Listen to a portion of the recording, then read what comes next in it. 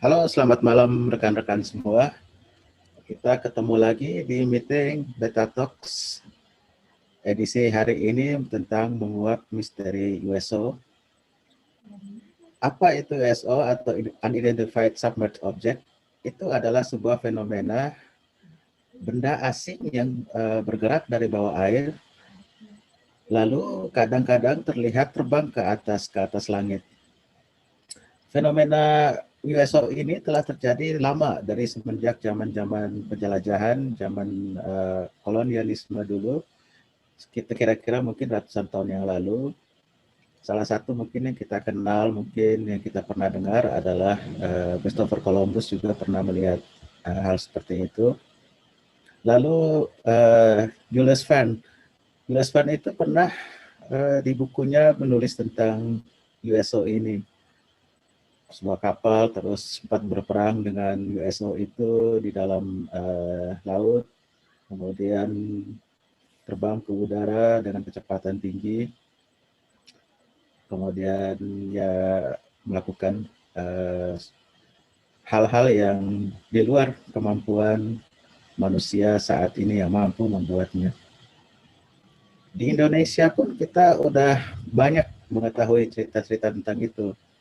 Ada kesaksian dulu dari Mas Iwan Gunawan yang pernah melihat langsung, juga banyak pelaut-pelaut atau bahkan ada Mas Wandi dari Angkatan Laut yang pernah melihat di daerah Natuna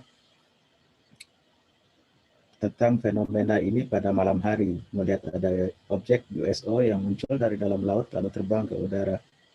Nah, sebenarnya apa sih itu USO? Terus bagaimana kita menyikapi fenomena ini? Mari kita dengarkan bersama penuturan dari Mas Nur Agustinus. Silakan Mas Nur.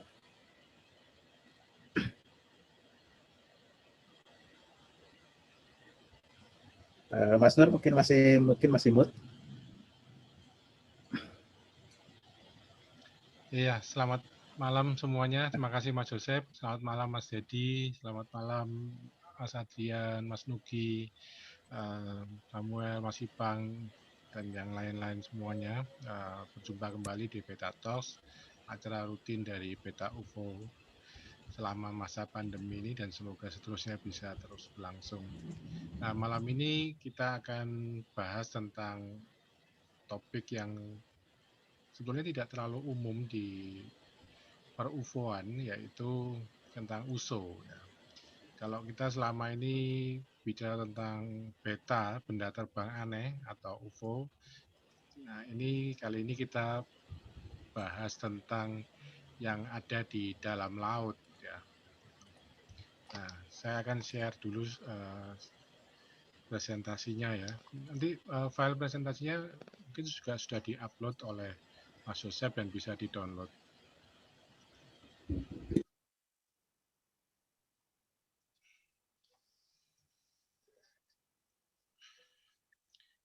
Nah, unidentified submerged object. Ya.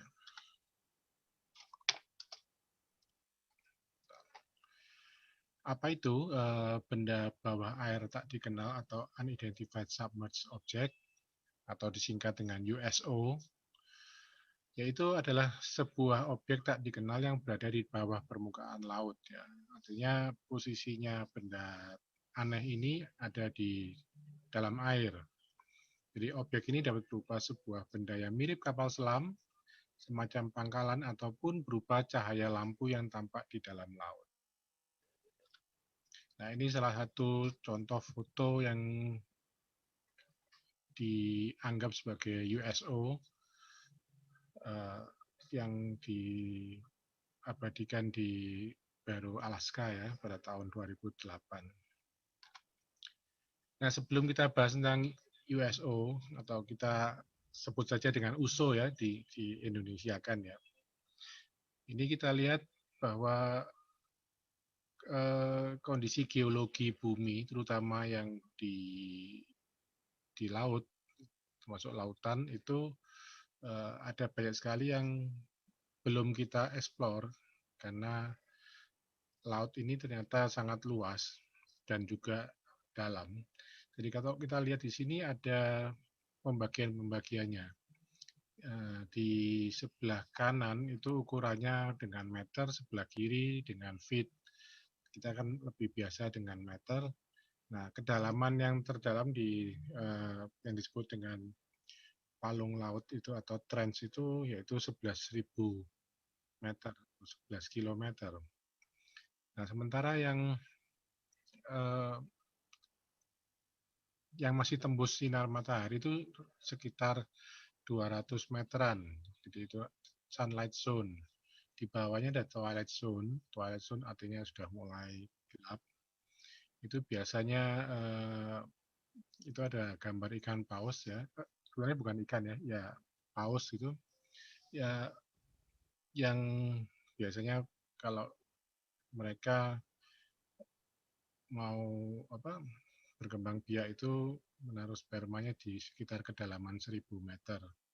Lalu di kawasan 1.000 sampai 4.000 itu dikenal dengan the midnight zone. Lalu yang disebut dengan the abyss itu antara 4.000 sampai 6.000. Jadi kalau misalnya masih ingat dengan film science fiction yang judulnya The Abyss, itu kira-kira mereka melakukan penelitiannya di sekitar itu. Namun di film itu nantinya mereka kru yang melakukan penelitian itu masuk jatuh ke dalam yang jauh lebih dalam lagi hingga mungkin sampai di dasar palung laut. Nah, ini adalah peta dasar laut bumi. Jadi bumi ini memang ada seperti guratan-guratan ini karena pergerakan lempeng bumi. Ya. Jadi kalau kita lihat di sini ada semacam retakan-retakan yang cukup besar. Misalnya, makanya dulu ada teori yang menyebutkan bahwa benua-benua ini dulunya adalah satu, yaitu disebut dengan Pangea.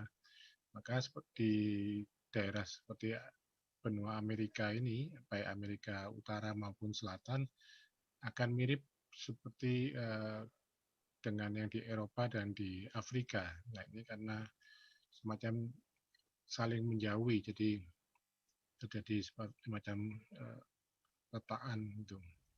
Dan kemudian kita bisa lihat di kawasan Asia, di Indonesia, dulunya juga ada yang disebut dengan Sundaland ini yang kira-kira karena dulu ada teori juga yang mengatakan bahwa air laut di bumi ini setelah peristiwa es mencair atau zaman es terakhir itu air laut naik setinggi 200 meter sehingga dulunya yang daratan kemudian tergenang air dan menjadi laut yang berada di bawah 200 meter. Tapi ada yang di kedalaman yang jauh lebih dalam itu yang sudah merupakan laut sebelum atau pada waktu zaman es. Nah, ini adalah kondisi lantai laut kita. Ya. Nah, bagaimana kita bisa membuat seperti ini? Memang karena ada penelitiannya dan ada cara-cara untuk memapping dasar laut, baik itu menggunakan sonar maupun dengan teknologi lain yang ada. Nah, kita sekarang akan coba lihat lagi tentang USO atau kita sebut saja USO ini. Ada beberapa buku yang bisa dibaca. Mungkin ada beberapa juga e-booknya yang bisa ditemukan di internet. Ada yang berjudul Rahasia USO Secrets, ada USO Unidentified Submerged Object, ada UFOs and Water, ada Underwater Mysteries, dan ada juga Invisible Resident. Memang tidak begitu banyak buku tentang USO atau USO ini, mungkin karena juga tidak sepopuler beta ya, benda terbang aneh atau UFO ini. Jadi juga orang mengamatinya kan tidak mudah karena harus di laut atau mungkin di perairan ya, di pantai gitu. Nah, kita coba lihat catatan masa lalu. Tadi sudah sebagian dikemukakan oleh Mas Joseph. Misalnya ini ada catatan pada tahun 329 sebelum Masehi, pasukan Alexander Agung atau Alexander the Great itu menjumpai dua objek berbentuk piringan yang muncul dari sungai Jaxartes di India. Kemudian Christopher Columbus pada tanggal 11 Oktober 1492, kapal Santa Maria saat melewati segitiga Bermuda di kawasan di daerah dia waktu berlayar dari Eropa menuju ke Amerika, itu melihat cahaya-cahaya aneh berkelap-kelip di dalam air disusul dengan munculnya sebuah objek berbentuk piringan yang terbang dengan cepat ke angkasa. Ini diketahui dari catatan jurnalnya dari Columbus. Kemudian tanggal 18 Juni 1845, Malta Times melaporkan kapal Brigantine Victoria yang berada di sekitar 900 mil di sebelah timur Adalia melihat tiga objek bercahaya muncul dari dalam air selama 10 menit dan terbang setengah mil dari kapal. Objek-objek itu terlihat berukuran seperti bulan purnama. Ini dilaporkan juga oleh saksi lain yang berasal dari Adalia, Syria, dan Malta. Juga pada tanggal 12 November 1887. Jadi fenomena ini sudah tercatat di sekitar tahun abad 19 ya. Di dekat Tanjung Reis, sebuah bola api besar muncul dari laut, naik 20 meter lalu mendekati sebuah kapal yang ada di dekatnya, yaitu kapal uap Inggris bernama Siberian. Lalu ini yang lebih modern itu setelah Perang Dunia Kedua tahun 1991, tanggal 10 Februari, seorang pilot Angkatan Udara Amerika bersama rekannya yang terbang dari Islandia menuju Newfoundland pada jarak sekitar 300 mil dari Newfoundland, melihat sebuah objek bercahaya muncul dari dalam laut. Ini beberapa catatan yang dari masa lalu juga, nanti akan kita bahas lebih jauh. Yaitu pada bulan Mei 1958, kapal selam misterius terdeteksi oleh kapal perang Argentina. Oktober 1959 dan Januari 1960, kapal selam serupa kembali terpantau dan dilakukan perburuan, namun kapal selam itu kembali menghilang. Nah, tahun 1963, sonar kapal selam Amerika yang sedang berada di Puerto Rico menangkap sebuah objek yang bergerak dengan kecepatan 150 knot dan berada pada jarak 20.000 kaki di bawah kapal selam. Kemudian Agustus 1965, awak kapal Ladoga dari Rusia saat berlayar di Laut Merah melihat sebuah objek elips berapi muncul dari dalam air dan melayang di permukaan selama beberapa lama. Jadi jarak objek itu hanya 2 mil dari kapal dan objek itu diperkirakan berdiameter 60 meter, jadi cukup besar, melayang pada ketinggian sekitar 150 meter. 30 Juni 1967, awak kapal Naviero dari Argentina melihat sebuah objek silinder di dalam air bercahaya biru putih dan panjangnya diperkirakan sekitar 33 meter. Objek itu nyaris menabrak kapal Naviero. Ia segera berubah arah dan kemudian menyelam kembali ke dalam air. Ini beberapa kejadian di masa lalu dan ini ada peristiwa yang cukup terkenal pada tahun 1967. Itu belasan orang melihat objek tak dikenal jatuh ke air di Shag Harbor, Nova Scotia, Kanada. Ya. Terlihat seperti pesawat aneh, panjang sekitar 18 meter. Disebutkan bahwa objek itu melayang sebentar, mengeluarkan cahaya berwarna oranye, lalu masuk ke dalam air. Nah, bagaimana dengan di Indonesia? Di Indonesia ada beberapa contoh kasus, nanti kita akan coba lihat satu persatu. Ini antara lain fenomena di Selat Malaka, dialami oleh kru maskapai pelayaran tanker nasional, ada fenomena di Selat Makassar, dan juga ada fenomena di Laut Banda. Nanti juga ada di perairan Natuna. Nah, ini ada sebuah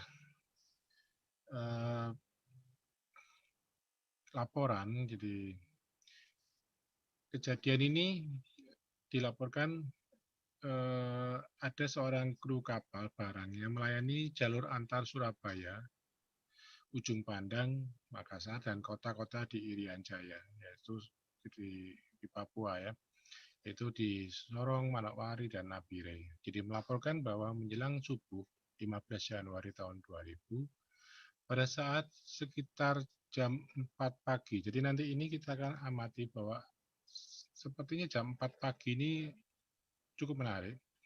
Dia dan teman-teman krunya melihat sinar bentuk aneh dari bawah laut. Jadi muncul sinar ini dari bawah laut.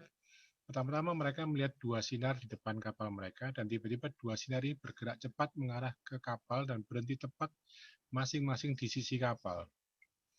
Begitu kedua sinar ini berhenti, tiba-tiba ada banyak lagi benda-benda seperti ini mengeluarkan sinar seperti seseorang tengah menyalakan lampu dari bawah laut.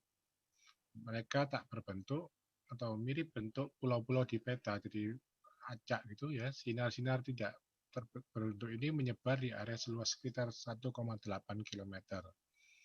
Batasan luar area ini berbentuk bulat elips atau oval. Tidak ada suara yang terdengar. Ini yang dilaporkan ini dia mengatakan bahwa sepupunya dan teman-teman krunya cuma berdiri di kapal dan sama sekali tidak melihat apa-apa sampai kapal mereka melewati benda-benda bersinar ini. Jadi sinar tersebut berwarna putih seperti lampu neon, ya lampu neon TL yang zaman dulu itu, mungkin sekarang kan menggunakan lampu LED kebanyakan. Salah seorang kru yang lain menyatakan bahwa sebelum kejadian itu pernah melihat hal yang sama sebulan sebelumnya di tempat yang berdekatan, arah timur dengan lokasi yang diceritakan di atas. Jadi pada saat itu dia sedang melakukan perjalanan menuju kota Manokwari dan melihat sinar-sinar yang sama dari bawah laut tapi dengan formasi berbeda dari cerita yang di atas. Benda-benda ini membentuk formasi garis lurus di depan kapal. Sewaktu kapal berusaha memutar balik untuk menghindari tabrakan dengan benda ini, tiba-tiba sinar-sinar yang sama membentuk formasi yang sama tepat di belakang kapal. Dan kapal tersebut terangkat sedikit, jadi mungkin seakan-akan ada gelombangnya gitu, atau mungkin juga menabrak benda, terangkat sedikit sewaktu menabrak benda-benda tersebut. Kemudian kapal mengarah ke kanan dan lolos dari kedua formasi sinar-sinar tersebut. Jadi peristiwa ini cukup menegangkan juga. Kemudian ada peristiwa juga di tahun 2000, bulan Januari, apakah kapal motor lintas samudra itu ditabrak USO. Jadi kapal motor lintas samudra pada Januari 2000 tenggelam dan menewaskan sedikitnya 7 penumpang di dekat Makassar. Menurut penumpang yang selamat, sebelum kapal tenggelam seperti ada benda bercahaya yang menubruk kapal itu. Sebagian mengatakan bahwa itu sejenis binatang besar, mungkin gurita raksasa, ada juga awak kapal Penny yang melihat cahaya-cahaya di bawah air pada bulan yang sama. 1 bulan sebelumnya, cahaya-cahaya ini juga hampir menghalangi laju sebuah kapal Penny yang lain.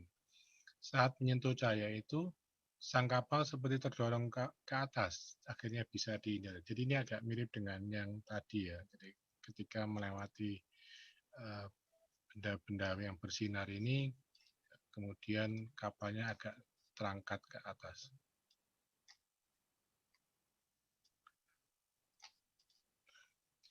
Nah, ini ada pengalaman dari Iwan Gunawan. Jadi, pada waktu Beta UFO mengadakan pertemuan, kalau tidak salah di tahun 2008 mungkin, itu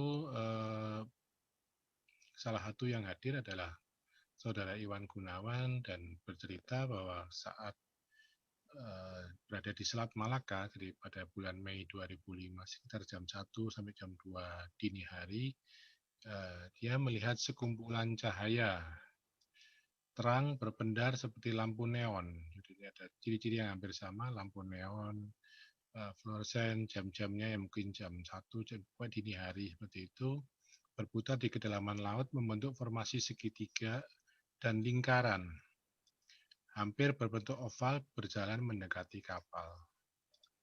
Nah, ini adalah bentuk yang dilaporkan, ini kan digambarkan sendiri, jadi setelah digambarkan di kertas, kami mencoba menggambarkan secara dengan digital gitu. Jadi bentuknya kira-kira seperti ini, besarnya seperti itu, Dan ukuran kapal tankernya yang dinaiki oleh Saudara Iwan Gunawan itu adalah 5.000 dwt, yang kira-kira dibandingkan dengan ukuran itu, maka kapalnya terlihat sekecil itu. Jadi kalau ini adalah memang benda USO ya, ini sangat besar. Lalu ada juga laporan USO di Selat Sagawin di Irian Jaya, jadi di Papua ya. Jadi Beta UFO menerima laporan dari Setiawan Triadi pada bulan Juni 2008. Ini jadi Saudara Setiawan Triadi ini beralamatkan di Jalan Darmokali, Surabaya, yang telah melihat fenomena aneh berupa aneka objek sinar di dalam laut di daerah Selat Sagawin, Irian Jaya. Jadi ini sebenarnya di daerah Raja Ampat, wilayah Kepala Burung. Menurut penuturannya bukan hanya dia yang melihat, namun juga beberapa orang lain termasuk jurumudi kapal. Ini adalah ilustrasi yang dibuat sendiri oleh Saudara Setiawan Triadi. Jadi ini ukuran kapalnya seperti ini. Kemudian ada sinar-sinar seperti ini. Sebenarnya ini menjadi pertanyaan, apakah ini memang objek artifisial atau ini apakah binatang laut yang bisa mengeluarkan cahaya, mungkin seperti ubur-ubur atau apa, kita masih belum ada penelitian lebih lanjut tentang ini karena memang tidak mudah untuk melakukan riset tentang ini. Namun ini adalah yang dilaporkan dan digambarkan. Jadi ini sekitar lebih kurang, menurut penuturannya ada sekitar 30 sampai 40 objek. Ini kapalnya melintasi ini. Jadi, nah ini laporan yang ditulis itu. Jadi saya menggunakan kata saya ya. Jadi saya waktu itu masih berdinas di KMC Duarsi, sebuah kapal barang milik perusahaan pelayaran PT Balni yang punya rute pelayaran Surabaya, Makassar, Irian Jaya. Sebagai perwira Departemen Mesin dengan jabatan saya waktu itu sebagai masinis 3, selesai saya melaksanakan tugas jaga laut pada jam 24 di tengah malam, karena waktu itu belum ngantuk, saya naik ke Anjungan. Jadi, kapal pada saat itu sedang melakukan pelayaran dari Nabire, Irian Jaya menuju Tanjung Perak, Surabaya. Ketika pergantian jaga laut tiba, kapal pas melewati Selat Sagawin. Di Selat Sagawin itu dekat kota Sorong. Jadi kalau lihat peta ini ada di kotak yang merah ini ada pulau kecil, Pulau Sagawin, dan itu ada selatnya. Di Anjungan ada 2 rekan jaga yang jaga mulai jam tengah malam sampai jam 4 untuk tugas di Anjungan. Robert Matualagi, Mualim 2, dan Yayat Nurdin, jurumudi, sambil mengobrol saya amati keadaan di luar gelap. Yang terlihat hanya remang-remang pantulan cahaya dari kapal yang tidak begitu terang. Tidak terasa kami sudah lepas dari mulut Selat Sagawin. Menjelang 10 menit pergantian jaga, jadi ini sekitar jam 4 dini hari, kami bertiga dikejutkan oleh munculnya 2 objek cahaya yang tidak tahu dari mana asalnya. Jadi ini jelas dari dalam laut. Jadi mereka tidak tahu, tiba-tiba muncul, cahaya tersebut melaju menuju haluan kapal kami dengan kecepatan yang diberikan lebih cepat daripada kapal kami yang melaju saat itu sekitar 6-7 knot. Jadi cahaya tersebut seperti akan menabrak kapal kami, tiba-tiba cahaya itu berhenti. Anehnya berhentinya mendadak, tanpa sisa laju. Di depan kapal kami sekitar 300 meter. Lebih kurang 300 meter. Kejadian tersebut tidak berlangsung lama, karena tidak beberapa detik kemudian disusul bermunculan objek-objek cahaya lain yang lebih banyak dan lebih besar-besar dengan bentuk objek sangat aneh untuk suatu objek cahaya. Masing-masing objek cahaya bentuknya berlainan, memiliki karakteristik cahaya mirip cahaya lampu neon, lampu TL. Jumlah objek lebih kurang 30-40 objek cahaya, garis luar daerah area membentuk seperti oval. Yang menegangkan, kami atau kapal kami berada tepat di tengah-tengah area cahaya-cahaya tersebut. Kami tidak bisa berbuat banyak untuk menghadapi peristiwa yang begitu tiba-tiba. Jadi jurumudi sempat sekali teriak ketika jarum kompas kemudian kapal tiba-tiba berputar tidak beraturan saat muncul sesin kedua penampangan cahaya. Jadi sesin kedua ini nampaknya yang ketika muncul banyak cahaya itu.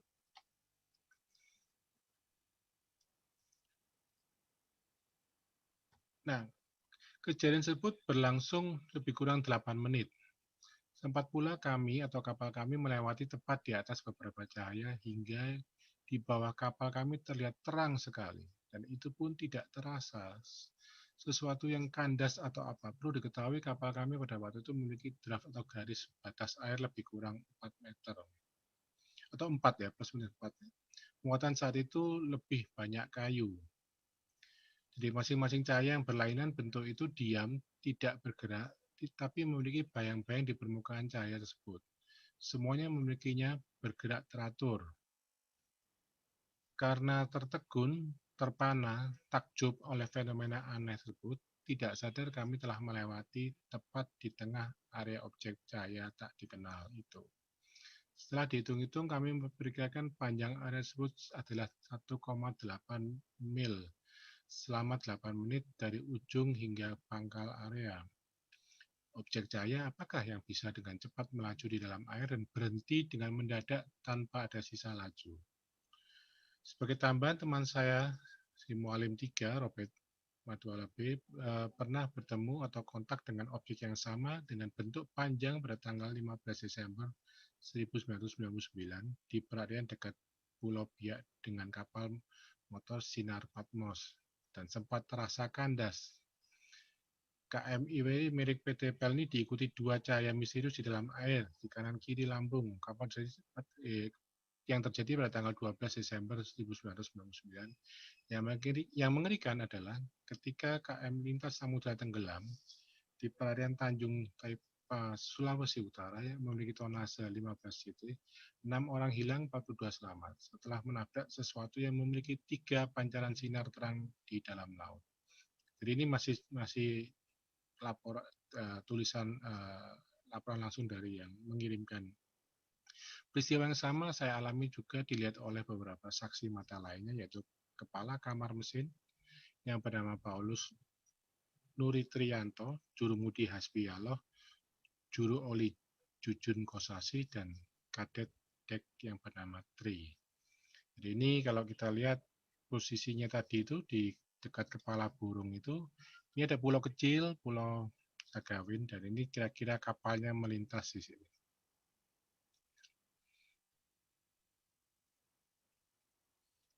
Kemudian ini adalah laporan dari Bapak Wandi Haikal ke Facebook grupnya Beta UFO tanggal 30 Maret 2017. Dilaporkan ya dari Pak Wandi Haikal menceritakan bahwa sekitar tahun 2015 bulan Agustus pada waktu malam hari jam 23.50 tepatnya di Laut Natuna ya sekitar 5 mil lagi pulau laut. Pada malam itu saya selesai melaksanakan jaga malam hari. Seperti biasa, habis jaga iseng-iseng cari sinyal, siapa tahu ada jaringan sinyal HP. Tapi karena tidak ada sinyal, saya ke buritan kapal untuk merokok dan main game. Padahal waktu itu malam hari dan tanpa ada rasa takut sedikit pun sendirian di buritan kapal. Langit pada malam hari itu cerah, tanpa ada cahaya bulan. Bintang terlihat jelas sekali. Nah, sewaktu berada di buritan, Wandi Haikali menceritakan bahwa ia melihat gelombang kecil di laut seperti ikan paus yang mau menyembur. Tapi kok ada lampu di samping sisi kanan dan kiri. Waktu itu saya hanya berpikir jangan-jangan kapal selam luar negeri yang mau sabotase wilayah Indonesia. Dan tak taunya setelah keluar dari permukaan langsung melesat jauh sampai saya sendiri merasakan angin dari kecepatan pesawat tersebut. Jadi ini benda yang semula berada di bawah air ini muncul dan kemudian terbang. Nah, tapi sebelum melesat persekian detik, pesawat tersebut melihat kapal saya juga. Jadi ini kalau saya bayangkan sempat berhenti sebentar. Mungkin karena takut atau terkejut atau gimana lah, langsung saja pesawat tersebut melesat jauh. Dan yang jaga pada malam itu tidak ada yang tahu karena posisi pesawat tersebut ada di Buritan dan hanya saya yang tahu dan saya ingat terus kejadian ini. Jadi ini sebuah pengalaman. Ini digambarkan, ini yang menggambar adalah Pak Wandi Haikal sendiri. Jadi kapalnya ini bentuk usonya seperti ini, yang di atas ini, kemudian dari bawah laut, kemudian tempat berhenti, kemudian melesat pergi. Kemudian ini juga ilustrasi yang dibuat oleh Mas Ipang, ya, Mas Setiawan Haryanto. Jadi ini digambarkan awalnya kapalnya sedang melaju gini, kemudian Pak Wandi sedang di belakang di buritan kapal dan melihat objeknya, lalu tiba-tiba objeknya ini keluar dan kemudian melesat. Jadi kira-kira ilustrasinya seperti ini. Nah, ini ada waktu di Facebook grupnya Beta UFO itu pas membahas tentang USO ini, ada sebuah komentar yang juga ditulis oleh Saudara Wiwit. Jadi Saudara Wiwit ini menulis di kolom komentar, kejadian juga pernah terjadi oleh kakak ipar yang nakoda kapal LCT ya. Kapal LCT itu apa ya? Kapal untuk seperti ini, untuk mengangkut mobil atau tank biasanya itu, kemudian tepatnya di Laut Seram jam 2 waktu Indonesia Timur, di bawah kapalnya disinari cahaya hijau. Mereka mengira kapal selam. Mereka ketakutan dan hanya melihat dari anjungan. Cahaya hijau tersebut lebih besar dari kapal LCT tersebut. Kemudian muncul di depan kapal berbentuk piring besar yang berwarna hijau berkilatan itu, lalu melesat cepat ke angkasa. Ini kalau dilihat di petanya, kira-kira kalau ini Laut Seram ya, ya kira-kira mungkin hampir dekat-dekat dengan tadi ya Selat Sagawin tadi juga. Jadi ini hampir sama pengalaman dengan yang tadi di Laut Natuna, sempat terlihat di bawah air, kemudian tiba-tiba muncul dan melesat keluar. Dan kalau ini binatang laut, ya jelas dia tidak akan keluar dan terbang. Objek apakah ini pertanyaannya? Nah, kemudian ini ada sebuah informasi yang didapatkan di sebuah situs waterufo.net. Ini sudah diterjemahkan ke dalam bahasa Indonesia. Jadi ini yang sebelah kanan ini ada sinar sangat terang bergerak dalam kecepatan sangat tinggi di Danau Poso, Sulawesi. Kejadiannya sekitar tahun 1966. Jadi sinar terang ini teramati dari waktu ke waktu, berpindah dari satu sisi danau ke sisi yang lain, terkadang-kadang sangat cepat. Pada salah satu penampakan yang teramati dari jarak 20 meter, air danau terlihat seperti bergolak, mirip air mendidih. Objek yang teramati sendiri lebih mirip benda yang diselimuti sinar, walaupun teramati dalam waktu cukup lama. Para saksi mata tidak pernah bisa menggambarkan bentuknya secara detail. Nah, ini Danau Poso ini merupakan salah satu danau di Sulawesi yang spesial ya, luasnya mencapai 800 km persegi dengan kedalaman 3 kali kedalaman Laut Jawa, cukup dalam sekali. Menurut masyarakat setempat di danau ini juga hidup makhluk sejenis naga, ini mitos masyarakat setempat. Sedangkan menurut beberapa informasi lain, ada kemungkinan danau ini juga dikunjungi secara rutin oleh UFO. Di danau ini menyimpan legenda besar. Orang di sekitarnya menyebut itu legenda lampu danau. Konon setiap malam selalu ada cahaya yang hilang timbul sepanjang malam yang berjalan cepat di beberapa bagian danau. Itu adalah sumbernya di situsnya, hari ini masih bisa saya akses. Nah, yang situs di waterufo.net ini saya tadi screen capture. Ini adalah ceritanya. Sebenarnya di Dijelaskan juga oleh Mr. W.L. Tobing dari Bandung juga ini. Nanti bisa dilihat sendiri di situsnya kalau ingin membacanya ya.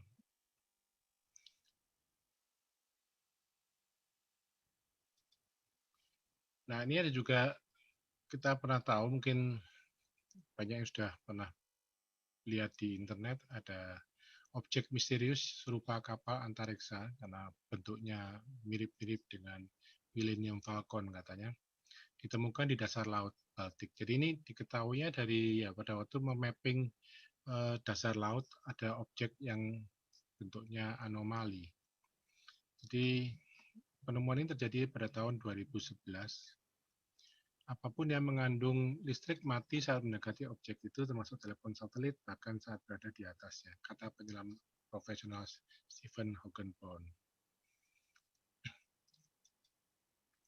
Kemudian ada juga foto, ini rangkaian foto. Jadi ini objek ini pertama muncul dari laut dan ini difoto oleh dari kapal selam USS Tripang yang sedang melintas antara Iceland dan Pulau Jan Mayen di Norwegia, jadi di daerah Arktika, di daerah dekat-dekat kutub utara sana ya. Jadi ini kalau kita lihat rangkaiannya adalah bendanya muncul dari laut, kemudian mengeluarkan seperti buih gitu ya, kemudian mulai terbang dan kemudian melesat.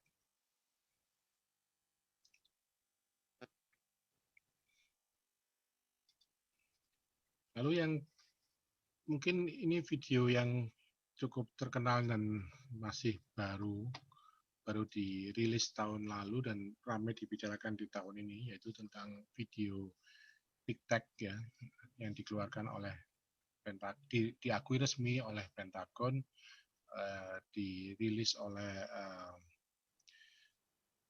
mulai tahun lalu ya.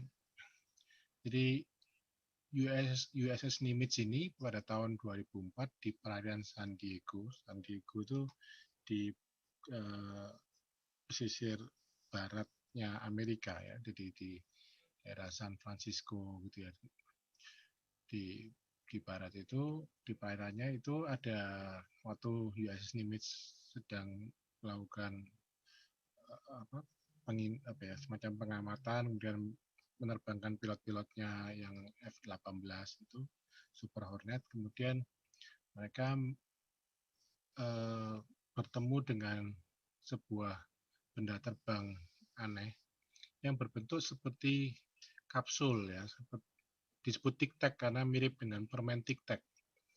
Jadi objeknya warnanya putih, tapi yang menarik di sini selain Tic Tac ini, Tic Tac-nya ini mengamati sebuah objek yang ada di bawah air, di bawah permukaan air. Jadi ada objek yang tampak putih, jadi tampaknya UFO ini mengamati USO. Jadi maka ada juga informasi yang mengatakan bahwa UFO-nya ini, Tic Tac-nya ini sebenarnya bukan milik alien lah, tapi lebih merupakan sebuah pesawat rahasia milik ya mungkin pemerintah Amerika yang mungkin tidak diketahui oleh pihak militer secara umum lah. Ada rumor seperti itu. Mungkin bagian dari apakah Secret Space Program atau mungkin yang lain. Nah, objek ini rupanya mengamati sebuah objek di bawah air, jadi di laut, yang tampak seperti ini ilustrasinya.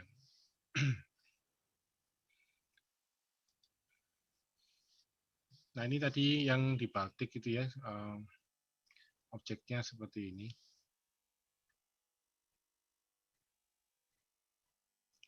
Jadi ini original sonar image-nya memang seperti yang sebelah kanan ini. Dan objeknya sangat besar. Kemudian kita pernah ada cerita-cerita mitos tentang monster laut ya, itu fantasi atau nyata ya. Karena ada juga cerita yang USO yang ada yang ketemu oleh para pelaut dari Rusia, itu ada makhluk-makhluk yang kemudian cukup aneh ya. Juga makhluk-makhluk yang ada di daerah laut Sargasso misalnya, yang divisualisasikan cukup hampir cukup mirip ya dengan di film Aquaman itu ya, ketika dia mau masuk ke daerah Marina Trench itu. Nah, apakah makhluk-makhluk ini memang cuma fantasi atau sebetulnya ada ya, seperti kraken dan sebagainya itu. Kemudian tentang pangkalan alien di dasar laut. Ini beberapa, nanti akan coba saya bahas tentang beberapa kemungkinan, ya. Termasuk di segitiga Bermuda yang cukup dikenal banyak misteri-misteri di sana. Nah, ini ada 6 perairan yang diduga sebagai pangkalan UFO. Pertama di lepas pantai Malibu, California, Amerika Serikat. Di lepas pantainya terdapat sebuah struktur sebesar 600 meter yang diduga adalah basis alien di bawah laut. Jadi, tampilannya seperti ini yang kita bisa lihat informasinya. Kemudian yang kedua adalah Puffin Island di bawah cahaya aneh yang sering keluar masuk. Para ufologis makin percaya akan hal ini karena banyak saksi melihat adanya keluar masuk UFO sejak tahun 1974 silam. Lalu di Danau Ontario di Kanada, ini memang cukup terkenal. Desember 2013 silam, sebuah organisasi non-profit bernama Mutual UFO Network atau MUFON mempublikasikan laporan dari warga kota Hamilton, Kanada yang melihat sebuah bulatan aneh yang bercahaya menggantung di atas Danau Ontario. Kemudian ada juga di perairan di North Island, Selandia Baru. Jadi ini yang diduga ada pangkalan-pangkalan UFO di bawah laut. Kejadian paling banyak terjadi di antara bulan Januari dan Maret 1995, di mana puluhan penampakan dilihat oleh banyak juga saksi. Objek UFO yang keluar masuk di perairan ini bahkan dilihat tidak hanya malam hari, tapi juga siang hari. Kemudian di Danau Titicaca, ya, perbatasan Peru dan Bolivia. Jadi di bagian tenggara Danau Titicaca ini, tepatnya di Bolivia, dipercaya sebagai kota yang pernah didiami oleh alien. Hal ini diperkirakan oleh para ufologis karena di zaman kuno, tingkat pertanian, irigasi, dan astronomi Tiwanaku sangat maju dibandingkan daerah lain. Jadi ini kita yang menarik adalah danau-danau ini, seperti tadi Danau Poso juga di Sulawesi, itu mungkin di masa lalunya dia posisinya mungkin airnya juga tidak setinggi sekarang. Nah, kalau ini kita hubungkan dengan informasi tentang Inner Earth Civilization, ada kemungkinan bahwa bisa saja pangkalan-pangkalan UFO ini itu mungkin ya ditempati atau dihuni oleh peradaban bawah bumi ya. Dan menurut saya sih memang bukan bumi ini berbentuk atau berongga, tapi mungkin di dalam-dalam tanahnya itu ada lorong-lorong yang kemudian membentuk gua-gua besar yang kemudian bisa dihuni dan ada peradaban yang tinggal di sana. Dan juga yang keenam itu di Guantanamo Bay, Kuba. Jadi penampakan UFO seringkali terlihat terbang masuk dan keluar ke sebuah pangkalan alien bawah laut yang menurut seorang mantan perwira Angkatan Laut Amerika Serikat sering terjadi pada tahun 1968 hingga 1969, diyakini mempunyai lebar 15 hingga 30 meter.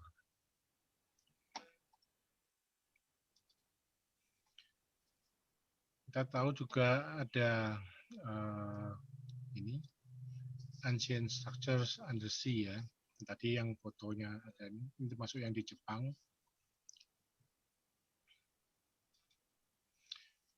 Dan ini ada sebuah film fiksi ilmiah yang sudah lama ya, The Abyss ini. Jadi Abyss ini menceritakan ada ekspedisi atau eksplorasi ke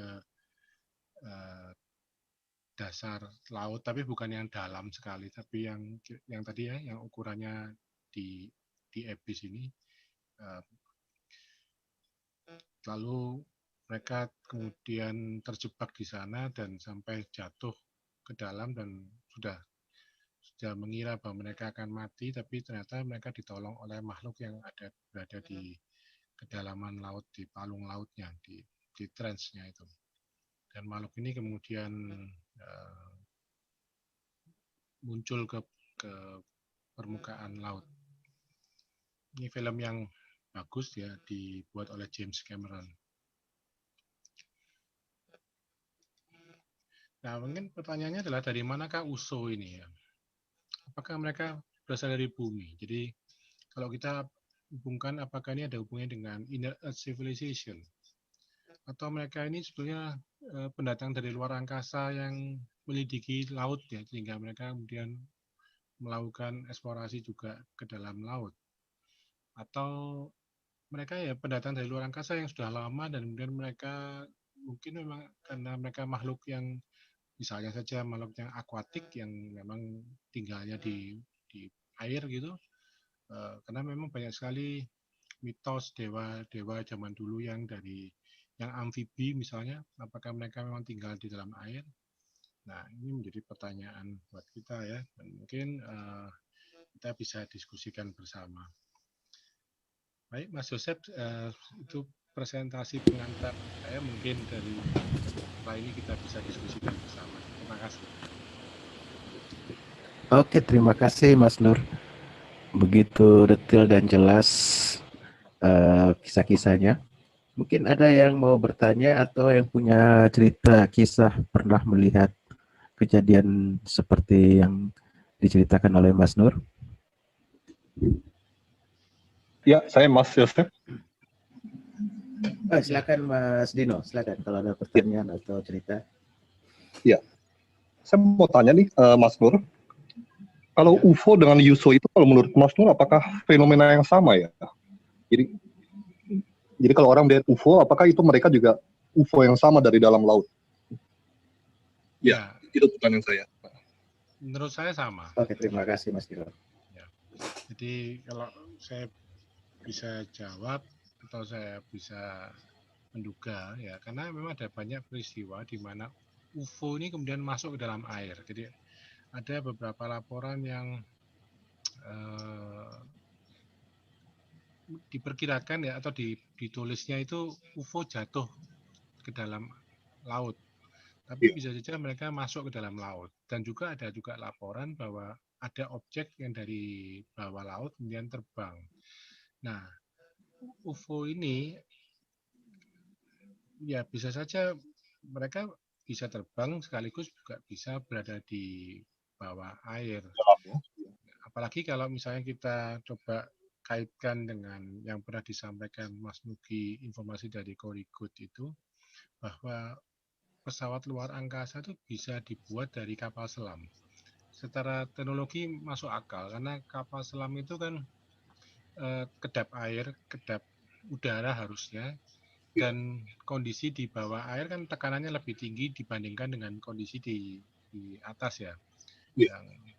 Berarti mestinya kalau mereka bisa di bawah air, mereka juga bisa di udara, di angkasa, tergantung propulsinya aja dan sistem penggeraknya seperti apa yang kita masih belum tahu. Itu Mas Dino. Ya, oke Mas. sedikit tambahan Mas Dino, astronot aja kalau untuk sebelum berangkat mereka berlatihnya tuh di dalam air. Oh iya. Mereka untuk mensimulasi keadaan seperti di luar hampa udara.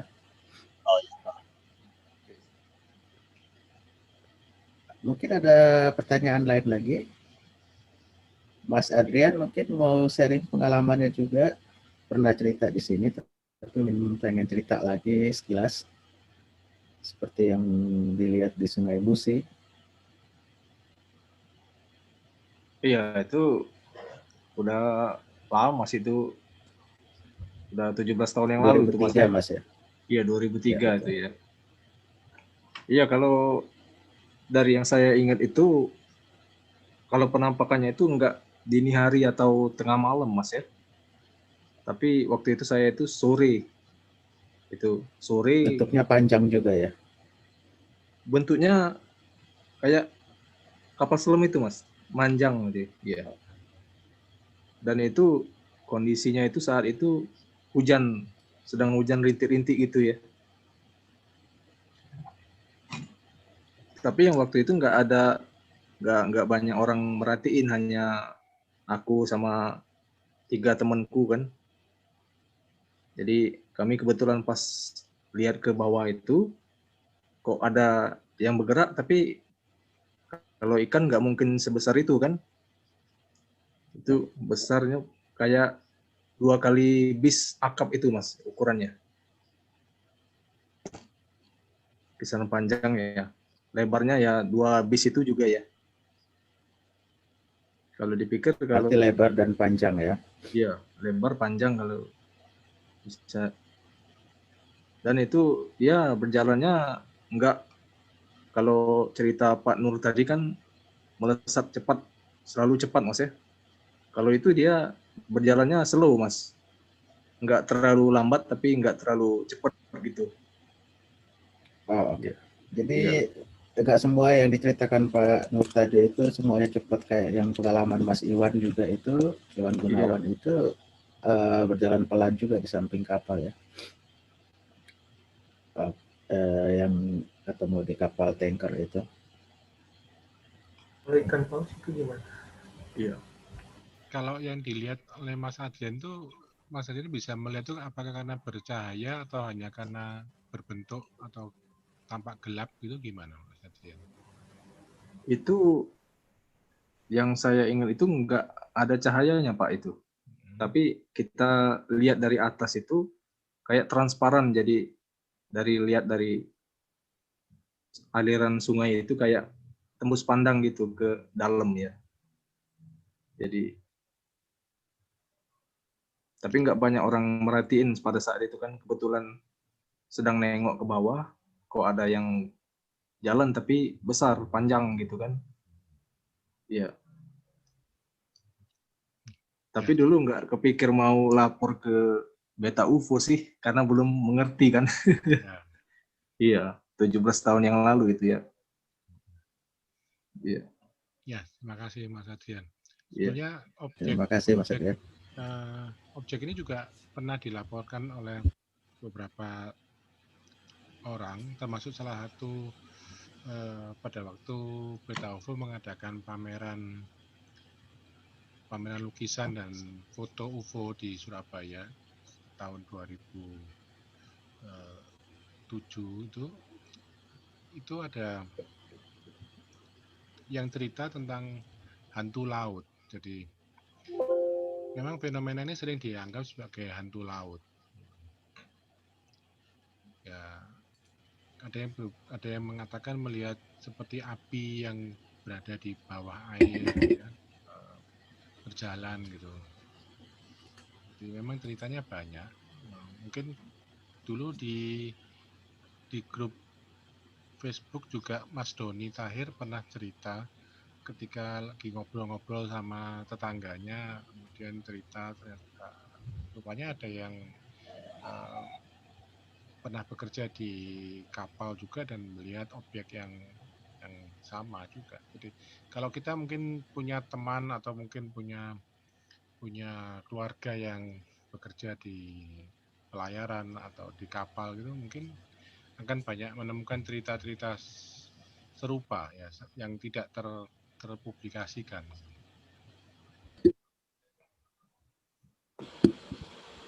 Setuju Mas Nur, itu saya pernah ngobrol dengan beberapa nelayan juga, mereka cerita hal yang sama, sering lihat cahaya-cahaya dari bawah laut. Tetapi banyak yang bilang itu hantu atau dewa laut, masih terbawa dengan kepercayaan masa lalu. Itu Ada lagi masih yang mau bertanya mitos. tadi? Kenapa Mas Adrian? Sorry. Ya kalau hantu laut itu ya mitos, maksudnya kalau bisa benar bisa enggak gitu ya. Karena mungkin mereka nggak tahu cara mendeskripsikannya. Iya, Orang zaman dulu kalau misalnya dikasih lihat pesawat juga mungkin dikira itu dewa dewa langit. Padahal orangnya dia. itu mungkin pesawat biasa. Karena mereka Ya, nggak tahu cara mendeskripsikan, cara menggambarkan.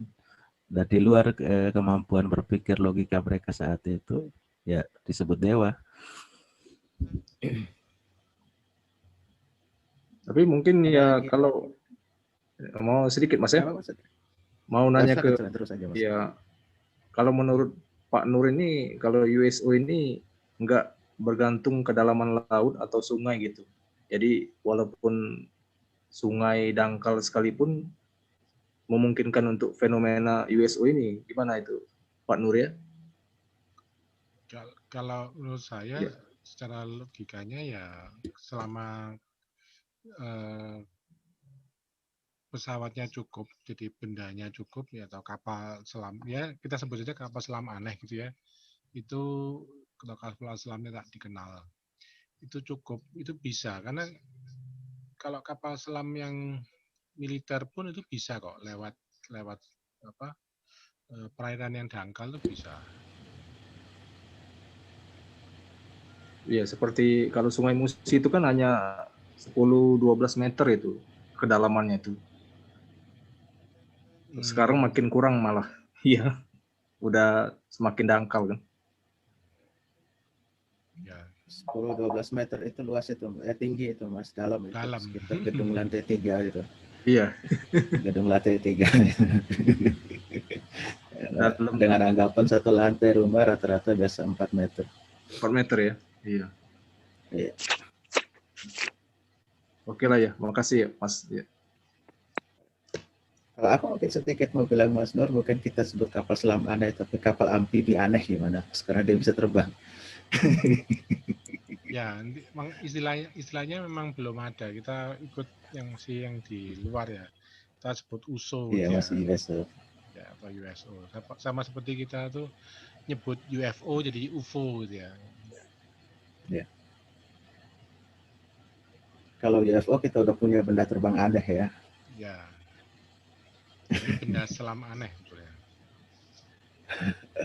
Cuman memang masalah seperti tadi dikatakan oleh Mas Dino, benda terbang aneh ini kalau di bawah air ya dia jadi USO itu, jadi ya karena ini kemudian seakan-akan kemudian membedakan antara UFO dengan USO, padahal bisa saja kan objeknya sama. Seperti tadi yang difoto oleh USS Tripang itu terlihat bentuknya seperti silinder, tapi kalau kita lihat lebih detail tuh sebetulnya bentuknya segitiga sebetulnya. Cuman karena terlihat dari satu sisi terlihat seperti silinder. Setuju Mas Nur. Aku malah lebih beranggapan mereka itu memang basisnya ada di bawah-bawah dasar laut. Karena kita belum banyak ekspor ke dalam palung-palung laut. Ya. Atau mungkin ada yang punya pendapat lain bisa kemukakan di sini. Kita diskusi bebas saja.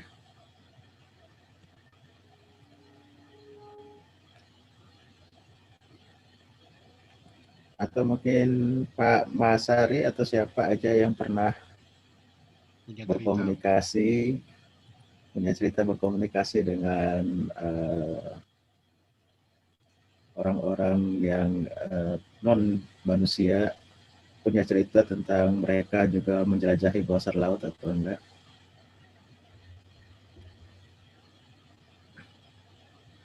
Kalau nanti larinya ke astral kan susah. Tidak masalah Mas Pak Sari. Nggak masalah Mas, Yeah. cerita aja. Ya, yang pernah saya sampaikan kemarin kan bahwa yang kami lihat itu melalui anak-anak ya, yang di Selat Makassar itu kan berbentuk kapal selam US Army Niagara 019. Terbaca di lambung kapalnya dengan lubang di tengah, kena sebanyak kena rudal gitu kan. Nah, setelah saya cek-cek di internet, kapal Niagara itu sudah nggak aktif lagi.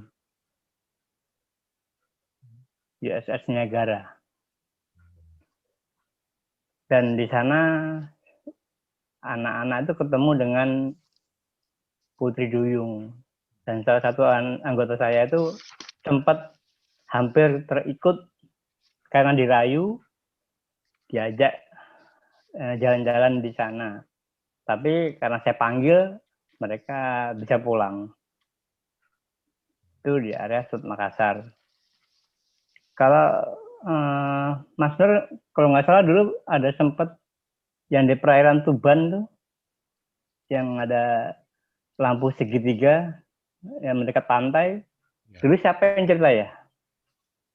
Yang di dekat Tuban itu ternyata oleh teman-teman waktu kita diskusikan di Indonesia UFO Network itu diduga kuat bukan UFO tapi kapal tugboat gitu. Cuman Takbut kan ya, tugboat itu sehingga karena kondisinya cuaca buruk sudah ya. bukan buruk tapi sudah agak gelap.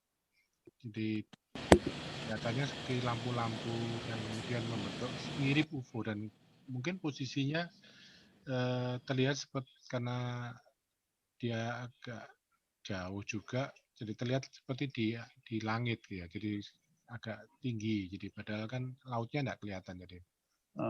Gitu.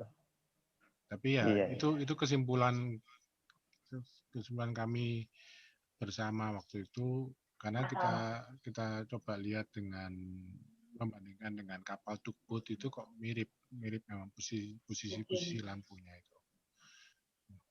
kalau yang ceritanya tentang di Natuna itu di Batam ya, di Di Batam Natuna. yang TNI itu, Di Natuna. oh Natuna ya. Ya. Iya. Kalau yang di Natuna itu USO-nya melesat keluar dan kemudian terbang. Oh begitu. Ya. Ya, itu nyata, cuma nggak ada videonya ya. Tidak ada. Jadi. Berarti Indonesia ini penuh sebenarnya. Ya, menurut saya sebetulnya kasusnya UFO dan USO di Indonesia ini banyak. Cuman ya tidak terdata. Pertama, tidak tahu dilaporkan kemana dan juga kalau khususnya USO ini dan UFO itu kalau dilihat oleh orang-orang kru kapal itu atau kru pesawat terbang biasanya mereka tidak akan banyak cerita ya. Iya. Nanti kalau cerita dianggap ngayal ya, dianggap tidak waras, nanti malah di grounded kan tambah repot nanti. Iya.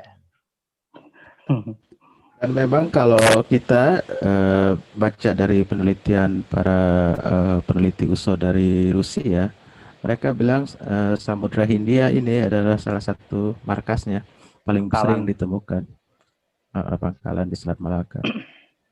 Kalau kita kan Saya tertarik tadi yang USS Niagara tadi, Pak. Itu iya, bentuknya kapal-kapal ini ya, kapal selam. kapal kalau USS Niagara yang asli di sini modelnya kapal layar. Kapal layar. Saya cari di Google. 019. Kapal layar ya. Iya, kapal layar, Pak. Kebetulan saya udah googling barusan. Ya memang seperti yang kalau pernah dikemukakan oleh siapa ya, mungkin kalau tidak salah apakah oleh Mas Ferry mungkin ya. Pada saat astral tuh mungkin kita masuk di universe yang lain, mungkin loh ya. Jadi sehingga mungkin di universe yang lain itu ya USS Niagara ya kapal selam. Mungkin ini bukannya skeptik tapi sekedar alternatif pemikiran aja, siapa tahu seperti itu. Iya, iya, iya.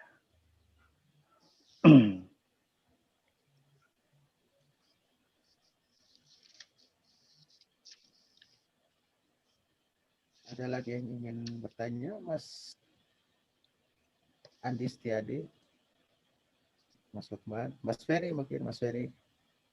Mas Joseph, Iya, Oh ya, Mas Mas Romi. Arif, silakan makan Mas Romi.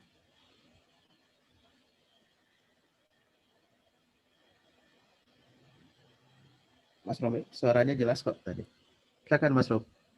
yang saya tanyakan itu mengenai hubungan, apakah ada hubungannya antara USO itu dengan legenda Ratu Laut Selatan itu? Apakah emang pernah ada yang menghubungkan gitu? Kalau dilihat dari teorinya Mas Dido kemarin kan adalah demon itu, tentang demon, alien adalah demon. Nah, mungkin Demon ya. ada korelasinya antara USO itu dengan demon Nyiraulok Idul ini, gitu. Makasih. Oke, terima Ya, kasih Mas Romi. ini pendapat saya ya. Jadi kalau saya memang belum meneliti lebih jauh tentang kerajaan di Laut Selatan. Secara geografis, secara geologinya juga agak susah mungkin ya. Tapi kalau penelitian yang sifatnya spiritual dan metafisika mungkin dilakukan oleh dari Turangga Seta. Dan Mas Timi mengatakan bahwa ini kalau tidak salah ya, kalau tidak salah yang saya pernah baca atau dengar atau lihat di video-videonya itu, di video-videonya Turangga Seta bahwa ada ya semacam ya disebutnya sih kerajaan di pantai di Laut Selatan yang berhubungan dengan yang mungkin disebutnya sebagai Atlantis gitu. Ya saya nggak tahu apakah itu Atlantis yang sama dengan yang dikatakan oleh Plato atau Atlantis yang beda, karena bisa saja Atlantis itu kan ya mungkin cuma mitos, tapi mungkin juga benar, dan mungkin juga luasnya atau kekuasaannya bisa saja sangat besar. Jadi misalnya saja seperti Amerika juga punya negara bagian di Hawaii kan kalau mungkin 5.000 tahun yang akan datang mungkin orang nggak percaya loh kok bisa Amerika di Hawaii kan gitu. Tapi ya kira-kira mungkin seperti itu, siapa tahu seperti itu. Tapi itu yang dilakukan oleh penelitiannya oleh Turangga Seta. Nah, kalau itu dihubungkan dengan demon, memang kalau saya pribadi itu begini. Saya pernah diskusi dengan teman-teman di grup, saya lupa nama grupnya. Kalau tidak salah mungkin ya Meta UFO atau mungkin yang lain. Yaitu sampai pada kesimpulan jangan-jangan yang kita sebut dengan inner earth civilization itu ya sebenarnya orang nyebutnya sebagai demon. Karena itu cuma masalah label. Cuman masalahnya adalah kita terpengaruh kepercayaan atau keyakinan bahwa demon itu sifatnya itu kayak apa ya? Kayak makhluk halus gitu ya. Kayak roh yang jahat gitu ya.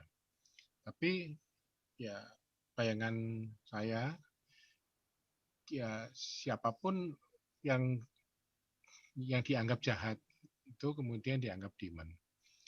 Nah, dalam hal ini jahat atau baik itu menurut saya adalah relatif ya.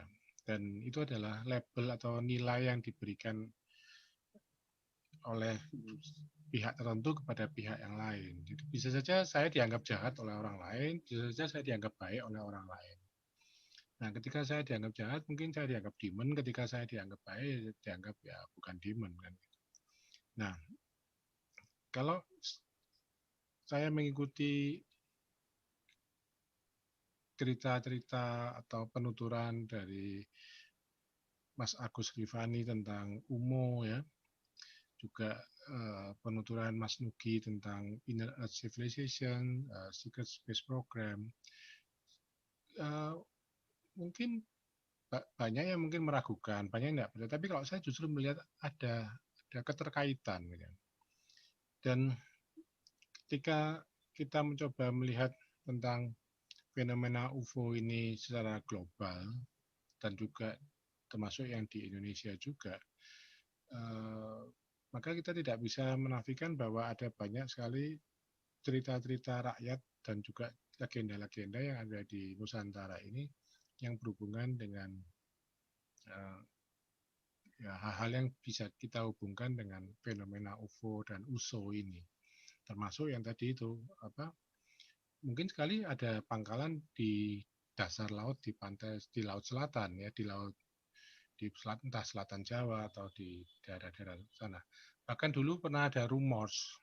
Ini rumors yang tentunya tidak bisa dibuktikan.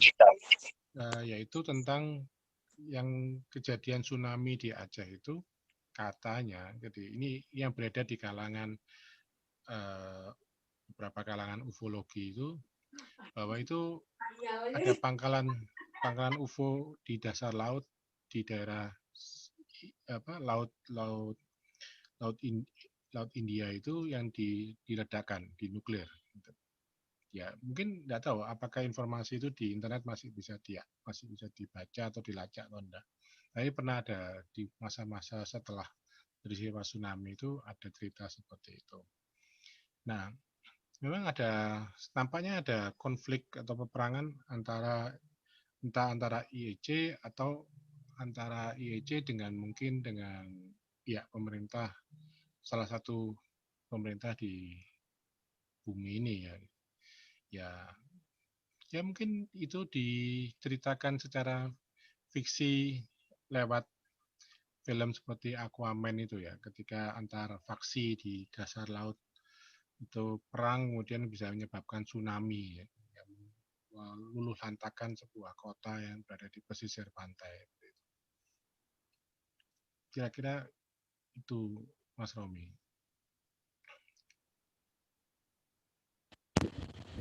Gimana Mas Rom? Ada tanggapan lagi? Cukup. Oke, thank you Mas Romi. Ada lagi yang ingin bertanya?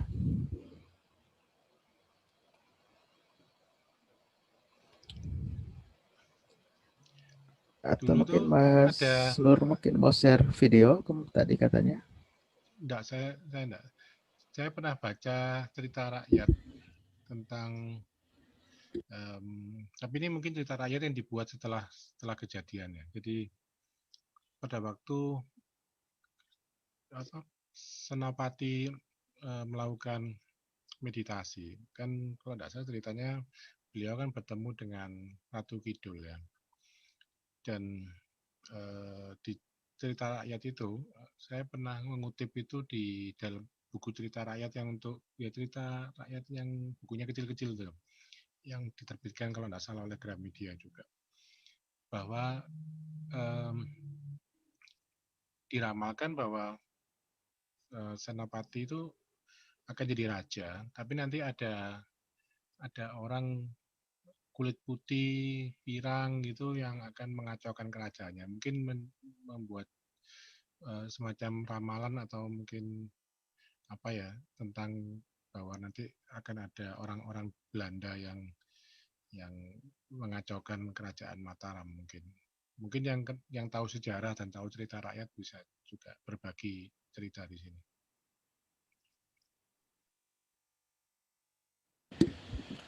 Mirip legenda suku Maya ya Mas ya. Akhirnya ditaklukkan Spanyol. Ya.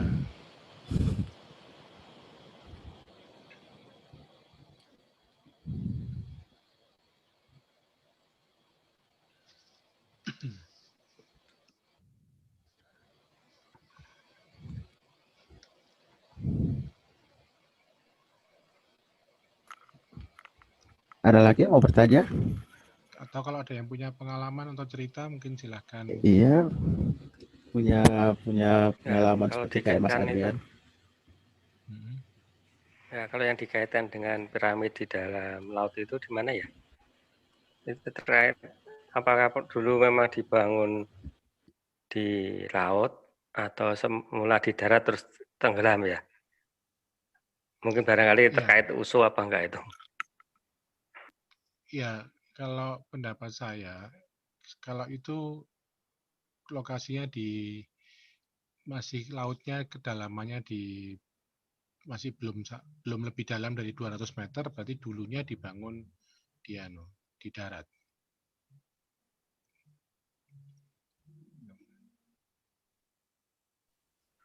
Kan Jepang ya? Yang di Okinawa itu, ya.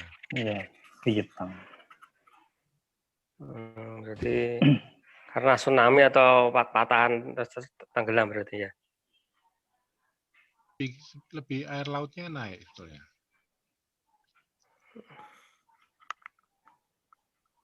Kalau dilihat dari jumlah laut air di bumi itu kan memang lebih banyak.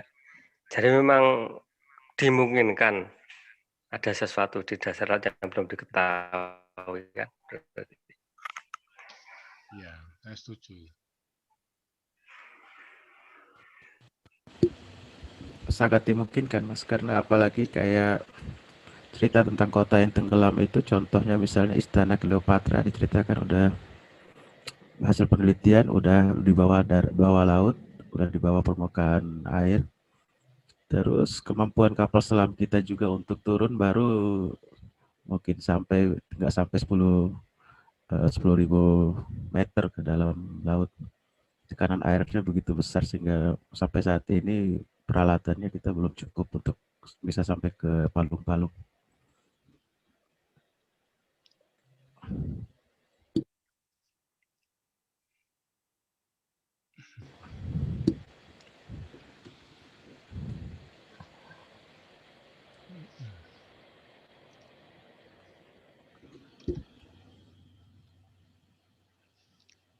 Ya, fenomena USO ini memang tidak sepopuler UFO ya, karena lebih mudah watching the sky daripada watching the sea. Apalagi kan mereka kalau di dalam air jelas kita tidak bisa lihat. Mereka tampaknya ya lebih mudah terlihat ketika ada orang yang lagi di atas kapal, mungkin dini hari, pas melihat di laut gitu ada sinar-sinar aneh gitu. Tapi kalaupun ada sinar aneh juga, kalaupun di foto ya mungkin tidak akan bisa terfoto dengan baik. Gitu. Soalnya kalau kita bahas ganggang atau makhluk yang mengeluarkan cahaya, makhluk dalam laut kan memang rata-rata punya sumber cahaya sendiri. Ya, Tapi dalam jumlah masif dan sampai ukuran besar begitu ya, kalau mereka naik ke permukaan itu bukan lokasi habitat mereka. ya. Saya pernah lihat film, mungkin teman-teman juga ada yang pernah lihat film Life of Pi ya. Di Life of Pi ini saya ada adegan yang dia pas di laut itu lautnya bersinar-sinar itu loh. Saya waktu itu pikir oh ini kayak seperti USO ini. Ya mungkin ada beberapa ganggang tertentu yang bisa mengeluarkan sinar ya. Atau mungkin makhluk ubur-ubur atau apa gitu yang bisa mengeluarkan sinar. Cuman ya tadi kalau misalnya ada beberapa kejadian yang anehnya itu ketika kapal mengenai benda ini dia tiba-tiba seperti terangkat, jadi seperti kandas gitu ya, seperti dilewati. Nah mungkin yang fatal bisa sampai pecah dan akhirnya tenggelam. Dan yang lebih menegangkan mungkin ketika melihat sinar dari bawah laut ini tiba-tiba muncul dan keluar dan terbang.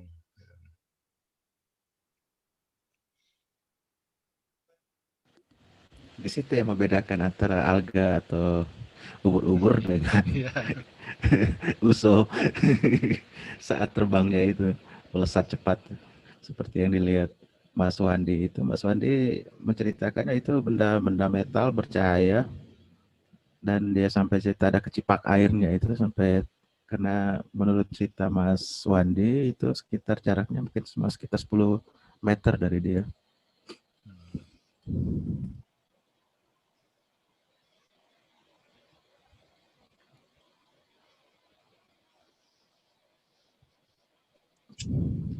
Ada lagi ingin komentar atau punya pengalaman atau mungkin sekedar bertanya? Mas Romi mau bertanya lagi? Kalau fenomena Putri Duyung itu bagaimana ya, Mas?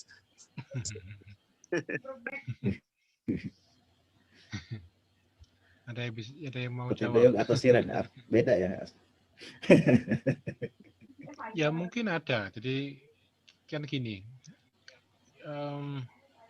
sama halnya misalnya ada cerita tentang makhluk ular ya, makhluk ular atau makhluk reptilian ya.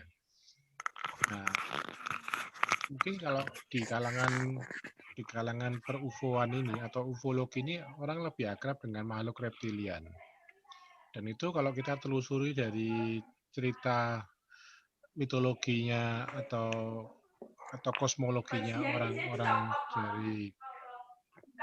dari India, terutama tentang Hindu kosmologi, itu ada makhluk-makhluk yang berada di bawah tanah, di bawah bumi lah ya, yang berada di Pataloka. Itu makhluk-makhluknya ya antara lain ya kelompok dari ular dan naga, ya. Ada serpent, ada juga dragon. Jadi kita juga mengenal di per-UFO ini ada drakonian, ada reptilian juga. Nah, itu kelompok-kelompok yang berupa reptil, berupa naga ya, draco. Jadi kita tidak heran, tidak aneh. Tapi ketika kita mungkin mendengar Putri Duyung, mungkin kita ketawa atau mungkin wah aneh ini ya. Tapi apa jangan-jangan mungkin sama, gitu. Karena cerita tentang Putri Duyung atau mungkin yang dikenal lebih jahat karena suka menggoda para pelaut, dan kalau tergoda kemudian bisa istilahnya itu tidak mau pulang ya, seperti di kisahnya Odesi dan sebagainya itu jangan-jangan juga ada, tapi ya seperti tadi mungkin apakah mungkin dunianya bukan dunia kita atau mungkin dunianya ada di dunia lain, karena di mitologinya atau kosmologinya orang Hindu itu di lapisan lokal di bawah bumi yang pertama. Jadi kalau misalnya nanti teman-teman tertarik untuk mempelajari lebih lanjut, bisa baca di Wikipedia aja dulu tentang Pataloka. Gitu. Itu ada lapisan yang pertama, itu saya lupa namanya, tapi nanti mungkin Mas Joseph bisa bantu dicari di Wikipedia-nya. Itu yang memang suka menggoda laki-laki dan suka merayu dan kemudian ya menyetubui dan kemudian berhubungan dengan laki-laki, dengan pria gitu, pria bumi lah, maksudnya pria manusia gitu. Nah itu memang mitos cerita, tapi jangan-jangan mungkin memang benar, karena kita juga tahu bahwa ada kisah-kisah seperti David Huggins itu yang mengaku bahwa dia berhubungan dengan alien dan punya anak. Mungkin juga Mas Dino kan juga banyak cerita tentang alien abduction yang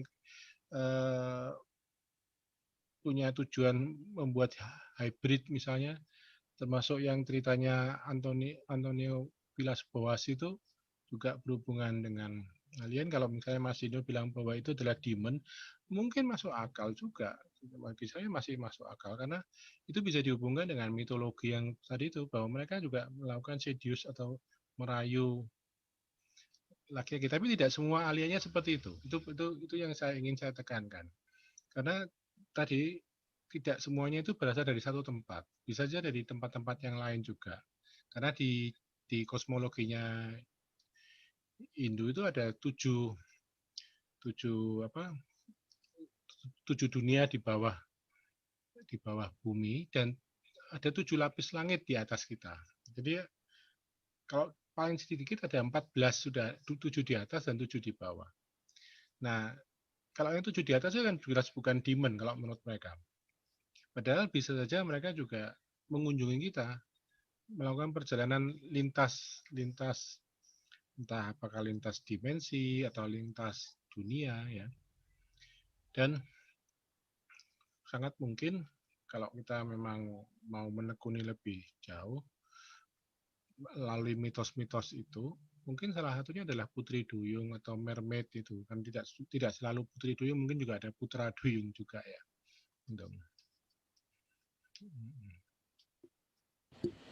Ada Putra Duyung dan ada pernah fotonya di share. Iya.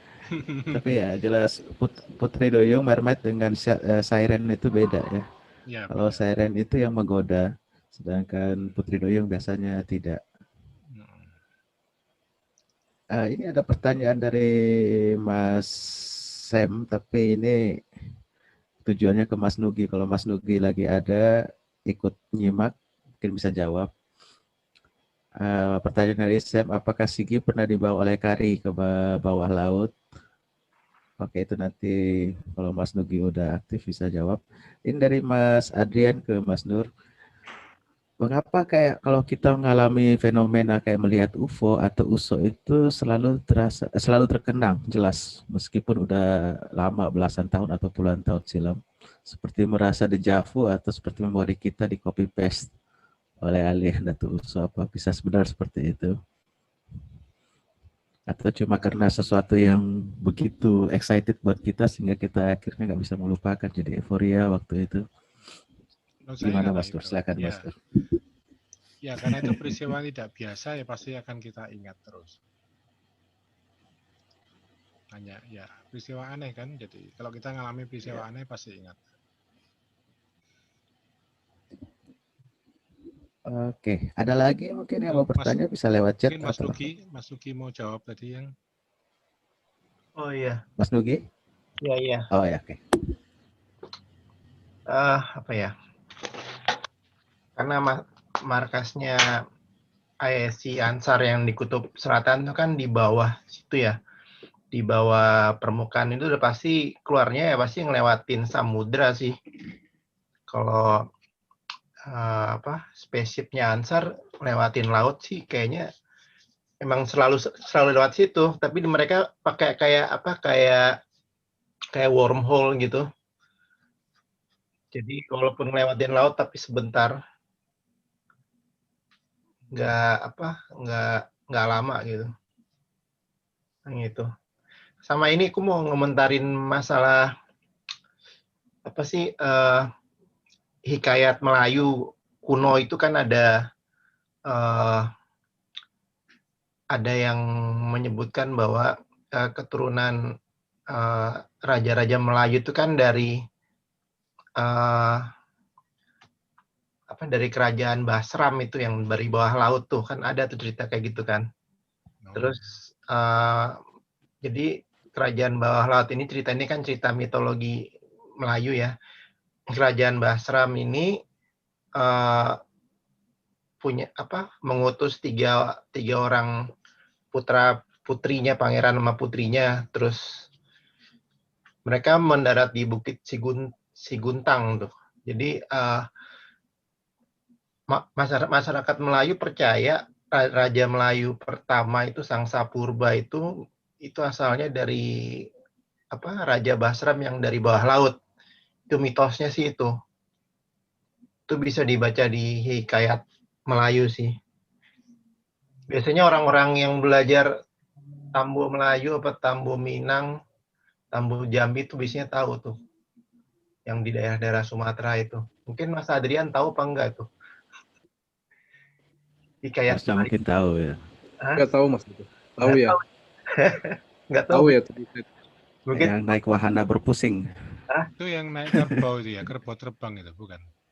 Enggak, kalau yang Balerong berpusing itu kan dari cerita dari Melayu itu. Cerita anak-anak itu ya. Tapi kalau yang kerajaan Basram itu memang dari Malay Anal itu dari Oh iya benar. Dari sejarah bangsa Melayu emang ada ceritanya kayak gitu. Kalau turun di Guntang bukannya pesawat? Enggak, itu naik pesawat. Itu lanjutannya. Jadi kalau di buku itu kan dibilang mereka itu kan naik kendaraan namanya Balerong berpusing, tapi asal mereka itu kan dari kerajaan bawah laut. Oh gitu. Iya, dari kerajaan Basram. Kita cerita tentang itu loh yang Orochimaru, yang nelayan Jepang yang dibawa Raja Dragon ke bawah laut, nikah, terus dia kira baru 3 hari, ternyata setelah dia kembali waktunya udah 300 tahun. Ada Oh time ya, dilation di situ. saya tidak ingat bahwa di studi tentang Uso ini juga dimasukkan tentang Usure Bune sebetulnya. Usure Bune ini yang tentang di Jepang ya. Jepang itu yang ada benda yang kemudian mengapung di laut yang kemudian setelah dibuka ada putrinya yang keluar itu. Mungkin Mas Joseph ingat mungkin. Putri Cantik. Cangkang Iya, ya. yang Putri Di Cantik. cangkang. Oh beda lagi, kalau Yu Kangkang itu yang nyebrang. Bukan cangkang. Cangkang. Keluar dari cangkang gitu kan, putrinya. Cangkang. Oke. Ya. Dengar kirain Yu Kangkang, kalau Yu Kangkang itu Ada di lain lumut. cerita. Ada di lumut itu. Ya. Kalau ada lagi, Ada banyak, Ya. ada banyak mitos ya dari zaman. Silakan Mas Lukman. enggak gini ya, Mas Lukman apa Mas Ari? tentang cangkang tadi. Ya. Oke. Kisah zaman Nabi Sulaiman, kalau mungkin pernah ingat. Uso itu sudah ada sejak zaman Nabi Sulaiman. Coba di browsing nanti kan ketemu. Kalau Nabi Sulaiman konon bisa terbang. Pada suatu saat dia terbang di atas laut. Dia bergolak laut. Terus dia menyuruh anak buahnya untuk mencari di dalam laut. Ketemu sebuah kubah putih yang tanpa jendela. Nah, terus akhirnya bisa dibuka. Di dalamnya ada seorang pemuda di dalam situ. Mungkin pernah baca, mungkin punya.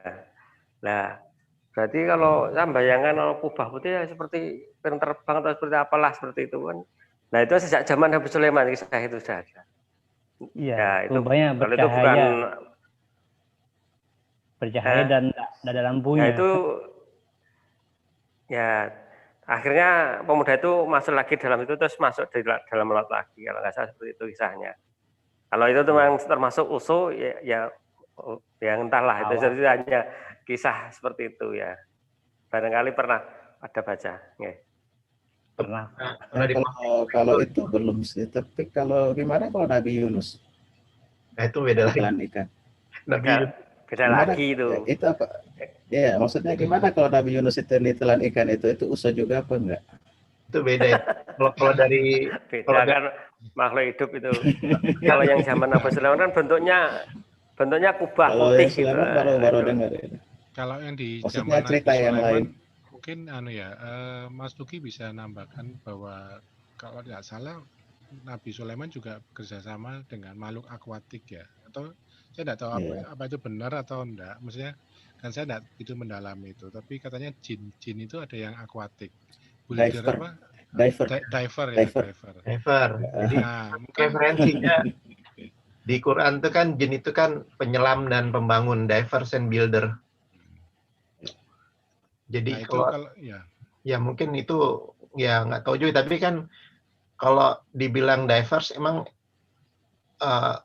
kayaknya jin itu nggak cuma satu jenis, tapi yang membantu Nabi Sulaiman udah pasti itu divers and builders.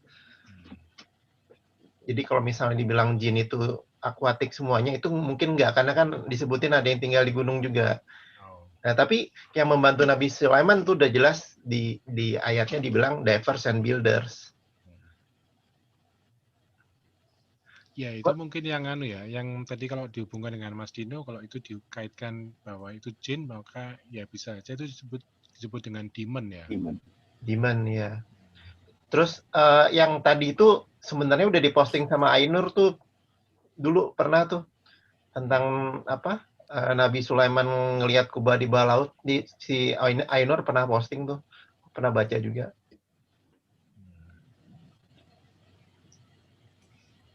Cuma ya itu kan apa ya, susah, apa cross checknya susah, nggak ada ininya, nggak ada insidernya. Kalau tadi yang paling lama ya sekitar tahun 300 sebelum Masehi ya, waktu ceritanya tentaranya Alexander itu. Iya. Mungkin waktu kalau menjelang ditelusuri India lebih itu. jauh ya bisa aja ya. Kalau sampai zaman Nabi Musa atau mungkin Sama lebih jauh lagi. sama ini Mas Nur, sama kalau nggak salah Berosus ya, Berosus atau apa sih namanya tuh makhluk itu namanya? Oanes, Oanes. Oanes ya. Ya, Iya. Oanes kan asalnya dari laut, terus Iya. kalau nggak salah dia ngajarin apa ilmu pengetahuan ya. Itu juga asalnya dari bawah laut kan. Tapi yang Oanes itu bukan sama dengan yang Dogon itu ya? Oanes itu ini kalau kategorinya tuh Apkalu sih. Apkalu. Tapi memang kalau orang sering menyamakan dengan Dogon karena fisiknya ya kayak gitu, tengah ikan. Nah itu yang dihubungkan dengan dia makhluk amfibi yang katanya sih dari Sirius. Kalau dulunya saya bacanya gitu. Itu kan Robert siapa namanya yang bilang Robert Temple ya. Ya, tapi kan nggak pernah disebutin dari mitologinya Oanes dari Sirius. Oh iya. Si Lokan yang perang sama Baal itu yang diciptakan oleh Yam itu juga kan makhluk laut. Lokan itu yang jadi sumber asal dasar kata Leviathan. Ya, memang kalau mitologinya ada perang tuh antara Tiamat dengan pokoknya dari yang dewa laut dengan dewa yang dari angkasa itu kayaknya tapi itu mungkin perwujudan dari badai laut dan juga bisa juga Badai laut dan petir barang itu iya. Tapi memang peneliti tentang USO ini masih sangat sedikit ya. Yang khususnya lebih mendalam mana tadi itu mau survei harus punya alat kapal, harus punya kapal selam dan sebagainya ya. Dan mau keluar malam untuk itu Mas. Survei sekitar jam 1, jam 2, jam 12 ke atas sampai dini hari. Nanti seperti yang diceritanya Aquaman, kedatangan Putri Atlantis. Nanti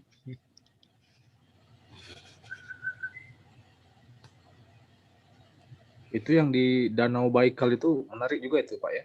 Kalau di tahun 82 itu ya. Iya. Yang penyelam itu kedalaman. Itu orang Rusia ya yang nemuin ya. Iya, Rusia Mas.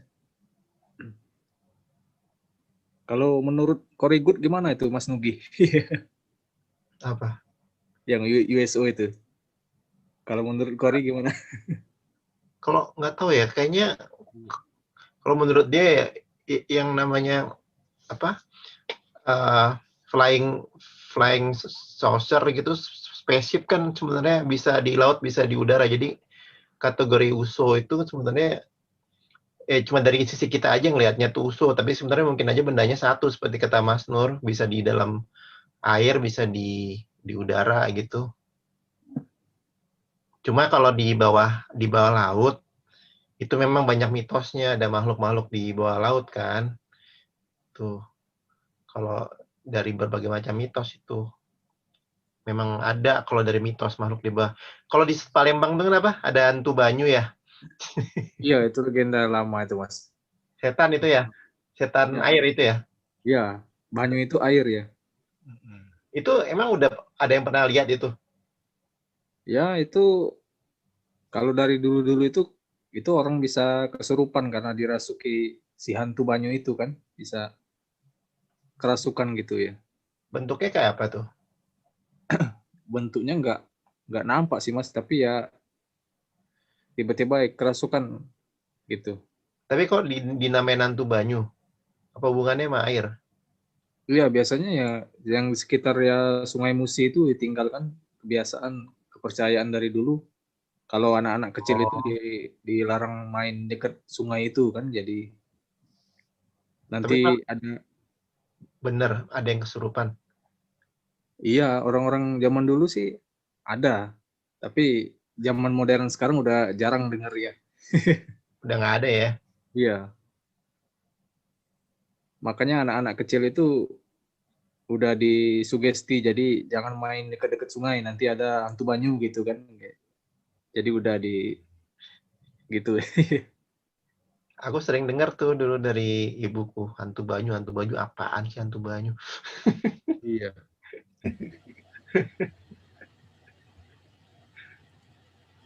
Tapi kalau dihubungkan dengan cerita yang tahun 59 yang di Alor itu, ya bisa saja itu mungkin ya IEC juga ya, Ansar mungkin ya. Bule berarti. Ya bule memang.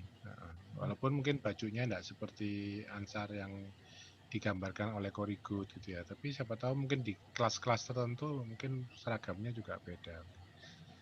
Seragam lapangan kayak gitu. Iya, kan kalau kapan tuh kan Mas Doni pernah bilang kok seragamnya nggak ganti-ganti ya, mungkin kayak di film Star Trek ya sama terus. Seragam lapangan sama seragam itu kan yang di Korikut tuh kan yang ilustrasinya waktu ikut acara seremonial itu. Oh. Pakai daster. Kalau seragam lapangannya yang di Alor tuh mirip yang saya pernah cerita di Palembang itu, ya dia bajunya model-model kayak Kaisar Ming gitu. Jadi kerahnya tinggi. Itu mirip juga dengan yang kontak Mas Agus Rifani itu, yang di Kebun Duren. Oh ya. Cuma aku penasaran, ada yang sini yang dekat-dekat Danau Poso nggak ya, yang di Sulawesi? Danau Poso tuh Yang katanya tinggal di Danau Poso. ada yang suka keluar cahaya gitu ya, cahaya ungu ya.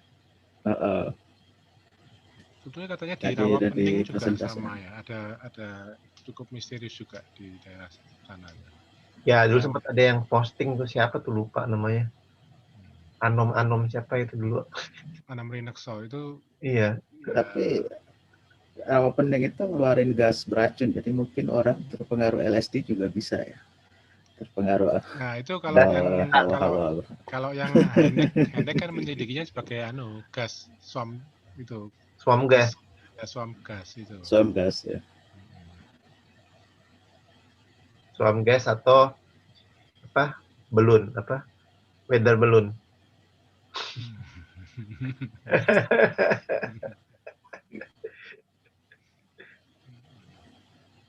Yang jadi pertanyaan ini, kok NASA ini nggak pernah mau nyelidiki kedalaman laut gitu Mas ya? Selalu mau ke NASA space kan luar aerospace, bagiannya bukan. NASA kan untuk angkasa, untuk astronomi, bukan untuk laut.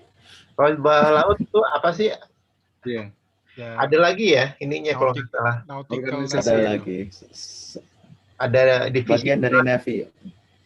Bagian dari West Navy tapi khusus sendiri.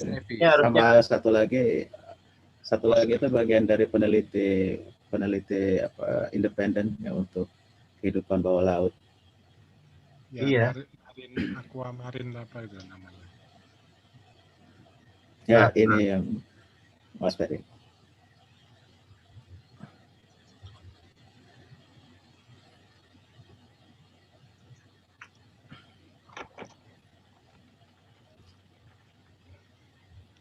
Mungkin kalau tadi di presentasinya Mas Nur yang kenapa Mas? Presentasinya Mas Nur tadi yang ada gambar orang yang makhluk yang itu kan yang sempat heboh dulu awal tahun 2000-an. Itu tanggapan Mas Nur apa?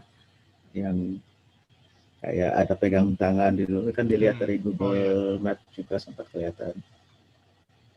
Itu bukan yang di Danau di presentasi tadi ada kayaknya. Iya.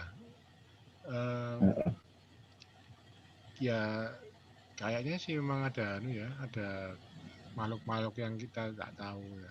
Saya dulu pernah baca di majalah sih tentang hantu laut Sargasso. Cuman saya nyari clippingannya saya nggak ketemu. Jadi gambarnya sih mirip yang di filmnya Aquaman itu. Jadi memang referensinya sebenarnya diambil dari cerita-cerita yang ada. Mirip juga di itu makhluknya yang di apa itu ya, lagun apa creatures dari Blue Lagoon bukannya itu film.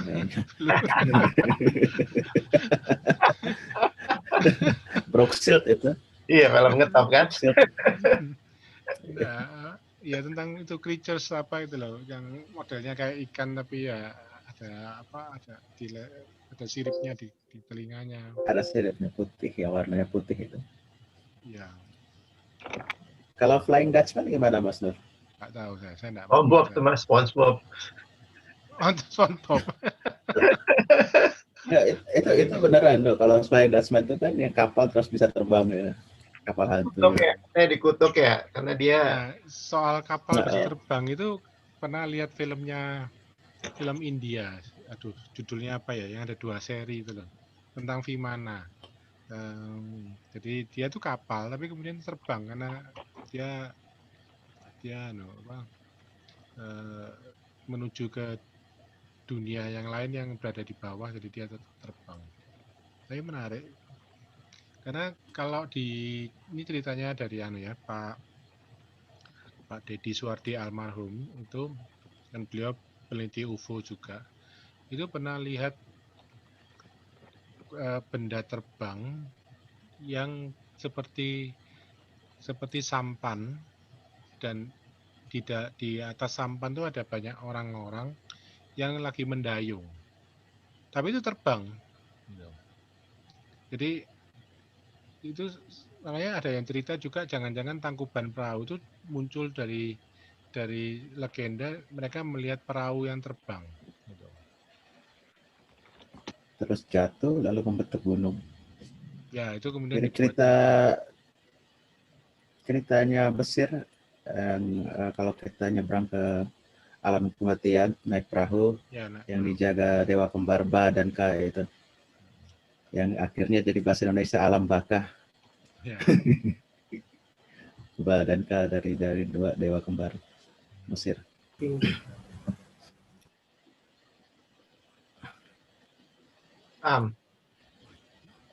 yang komentar.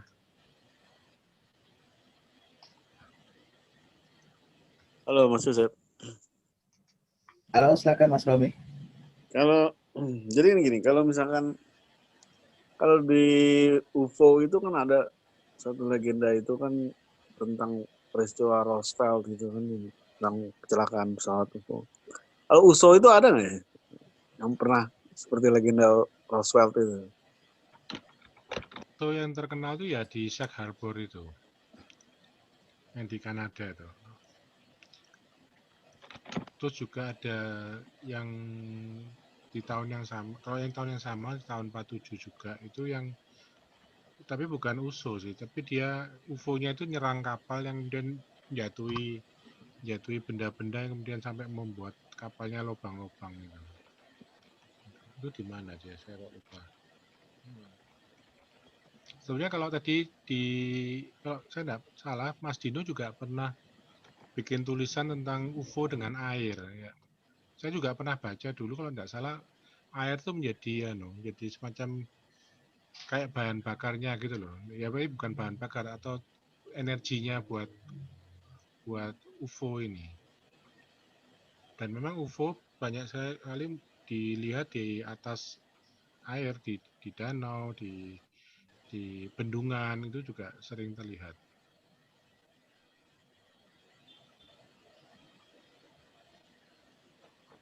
Cari ikan mungkin Mas Nur. Kayak Star Trek ya. Kayak Star Trek, Starship-nya pakai apa? Deuterium, pakai kan dari air itu, air berat. Ya. Ngomong perahu yang terbang, aku jadi ingat tentang Peter Pan juga. Peter Pan. Ariel. Jadi Peter Pan.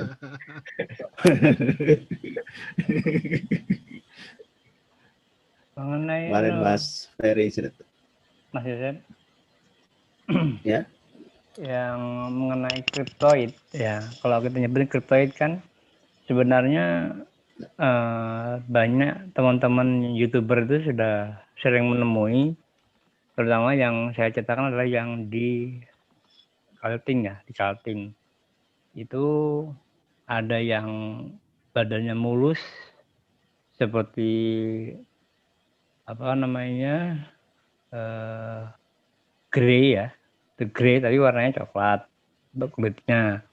Terus ada juga yang bentuknya seperti yang patung-patung atau yang dibuat film-film itu yang di belakangnya ada geriginya, itu tangannya berselaput, matanya besar, itu bisa dipanggil ternyata sama anak-anak YouTuber itu. Mereka nyebutnya hantu rawa. Kalau yang Something. di hutan, ya kalau yang di hutan itu mereka menyebutnya itu orang dalam. Orang dalam. Itu badannya kurus-kurus, kakinya panjang-panjang. Jadi kayak alien juga. Seperti yang kejadian di si Panji Petualang itu. Di Kalkin juga ada seperti itu dan hampir sama, matanya besar seperti matanya alien itu, hitam. Cuman kan Ada beberapa memang cerita daerah yang seperti itu. Kayak ada yang pernah posting yang ada manusia lari cepat di Aceh. Iya. Mungkin pernah nonton yang tiba-tiba dia lari lebih cepat dari motor yang lo syuting. Terus kayak misalnya di Flores ada cerita tentang Abu Gogo, terus dikaitkan dengan Homo floresiensis, tentang orang kecil yang nenek-nenek tua suka juga bertransaksi di pasar, yang satu orangnya kecil tapi tenaganya besar. Ya, semacam itu, atau kayak di Jawa juga banyak cerita-cerita. Nah, maksud saya ini kan yang terbaru, Pak. Mungkin. Maksud saya ini mungkin artinya mereka itu missing link. Oh, missing link ya. Bisa jadi. Kita ambil kalau secara saintis bisa aja, secara sains bisa aja mereka creature itu yang kita belum bisa ketemu. Ya contoh aja, misalnya ada ikan yang lama dinyatakan punah, ternyata ditemukan di daerah perairan Manado, masih hidup dan masih banyak. Iya, besar lagi.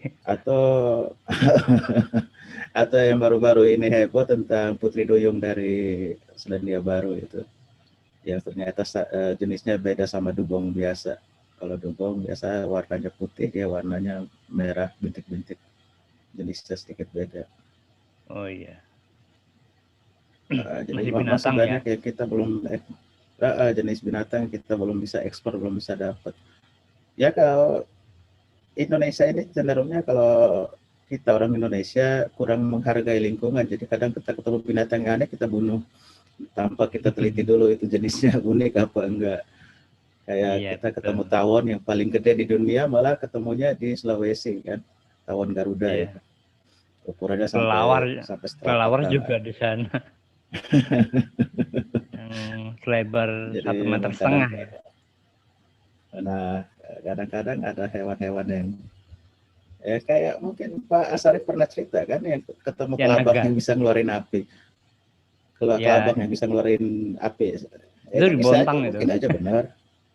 Ya. Kalau kepala naganya kan kita nggak bisa tahu. Iya betul.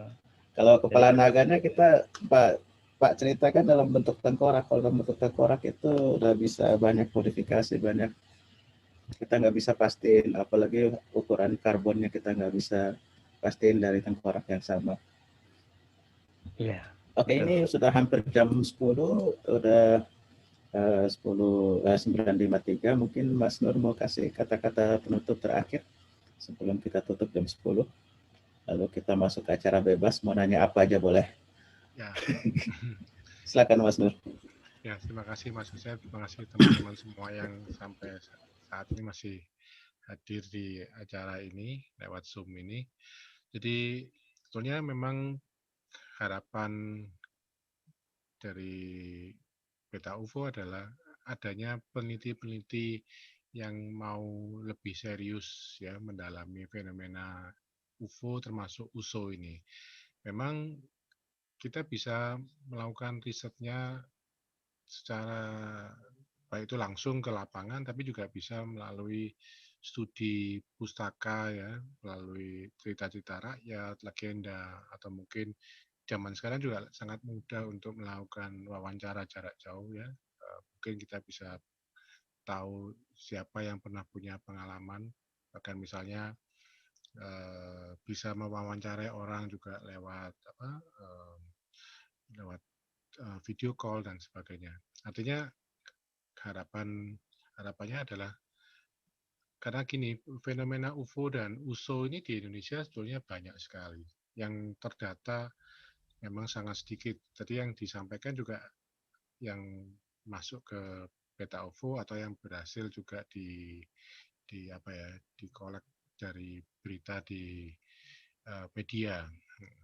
Nah, kalau kita misalnya punya teman atau mungkin kenalan yang punya pengalaman melihat USO ini dan kita bisa menggalinya lebih jauh, maka akan menjadi sebuah studi yang sangat menarik bahwa negara kita kan negara yang boleh dibilang kan daerah maritim. Saya pernah bertemu dengan Marskal Muda Novian Samyoga. Beliau kan dari TNI Angkatan Udara. Beliau mengatakan bahwa sebagai TNI AU itu bahwa adalah garda terdepan yang untuk menjaga keamanan wilayah udara kan. Jadi sementara UFO ini kan kita tidak tahu siapa. Nah, kalau USO ini kan berarti walaupun entitasnya atau objeknya sama ya, bisa di darat, bisa di laut dan juga bisa di dalam air. Tapi mungkin juga menarik dan perlu kayaknya bahwa di perairan kita yang luas ini apa yang menjadi agenda mereka ketika mereka berada di laut Indonesia. Apakah juga ada pangkalan-pangkalan alien lah ya yang ada di wilayah Indonesia juga. Seperti tadi kemungkinan apakah di Danau Poso atau mungkin di daerah-daerah lain di Laut Selatan dan sebagainya. Memang studinya tidak mudah, tapi kalau ada yang mau lebih serius dan mau melakukan penelitian lebih jauh, sangat menarik sekali dan kemudian penelitian itu bisa didokumentasikan baik menjadi buku maupun ditampilkan dalam bentuk video, sangat menarik untuk perkembangan ufologi di Indonesia. Itu maksud saya. Oke, terima kasih Mas Nur. Mari kita semua bersama-sama ikut bantu memajukan planning atau rencana Mas Nur ini. Siapa aja yang kita kapan dengan segala macam kemampuan kita, apa saja yang kita tahu bisa kita sharing. Oke, ini sebelum acara penutup terakhir, saya seperti biasa sebelum masuk acara bebas kita foto bersama. Jangan ada yang merem.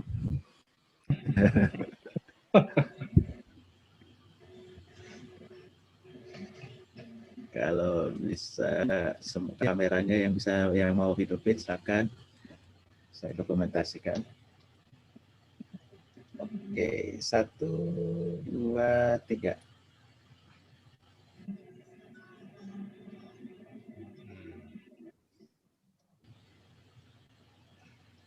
Oke, terima kasih semuanya sudah hadir acara malam ini. Terima kasih Mas Nur sebagai pembicara sudah hadir. Terima kasih Mas Joseph.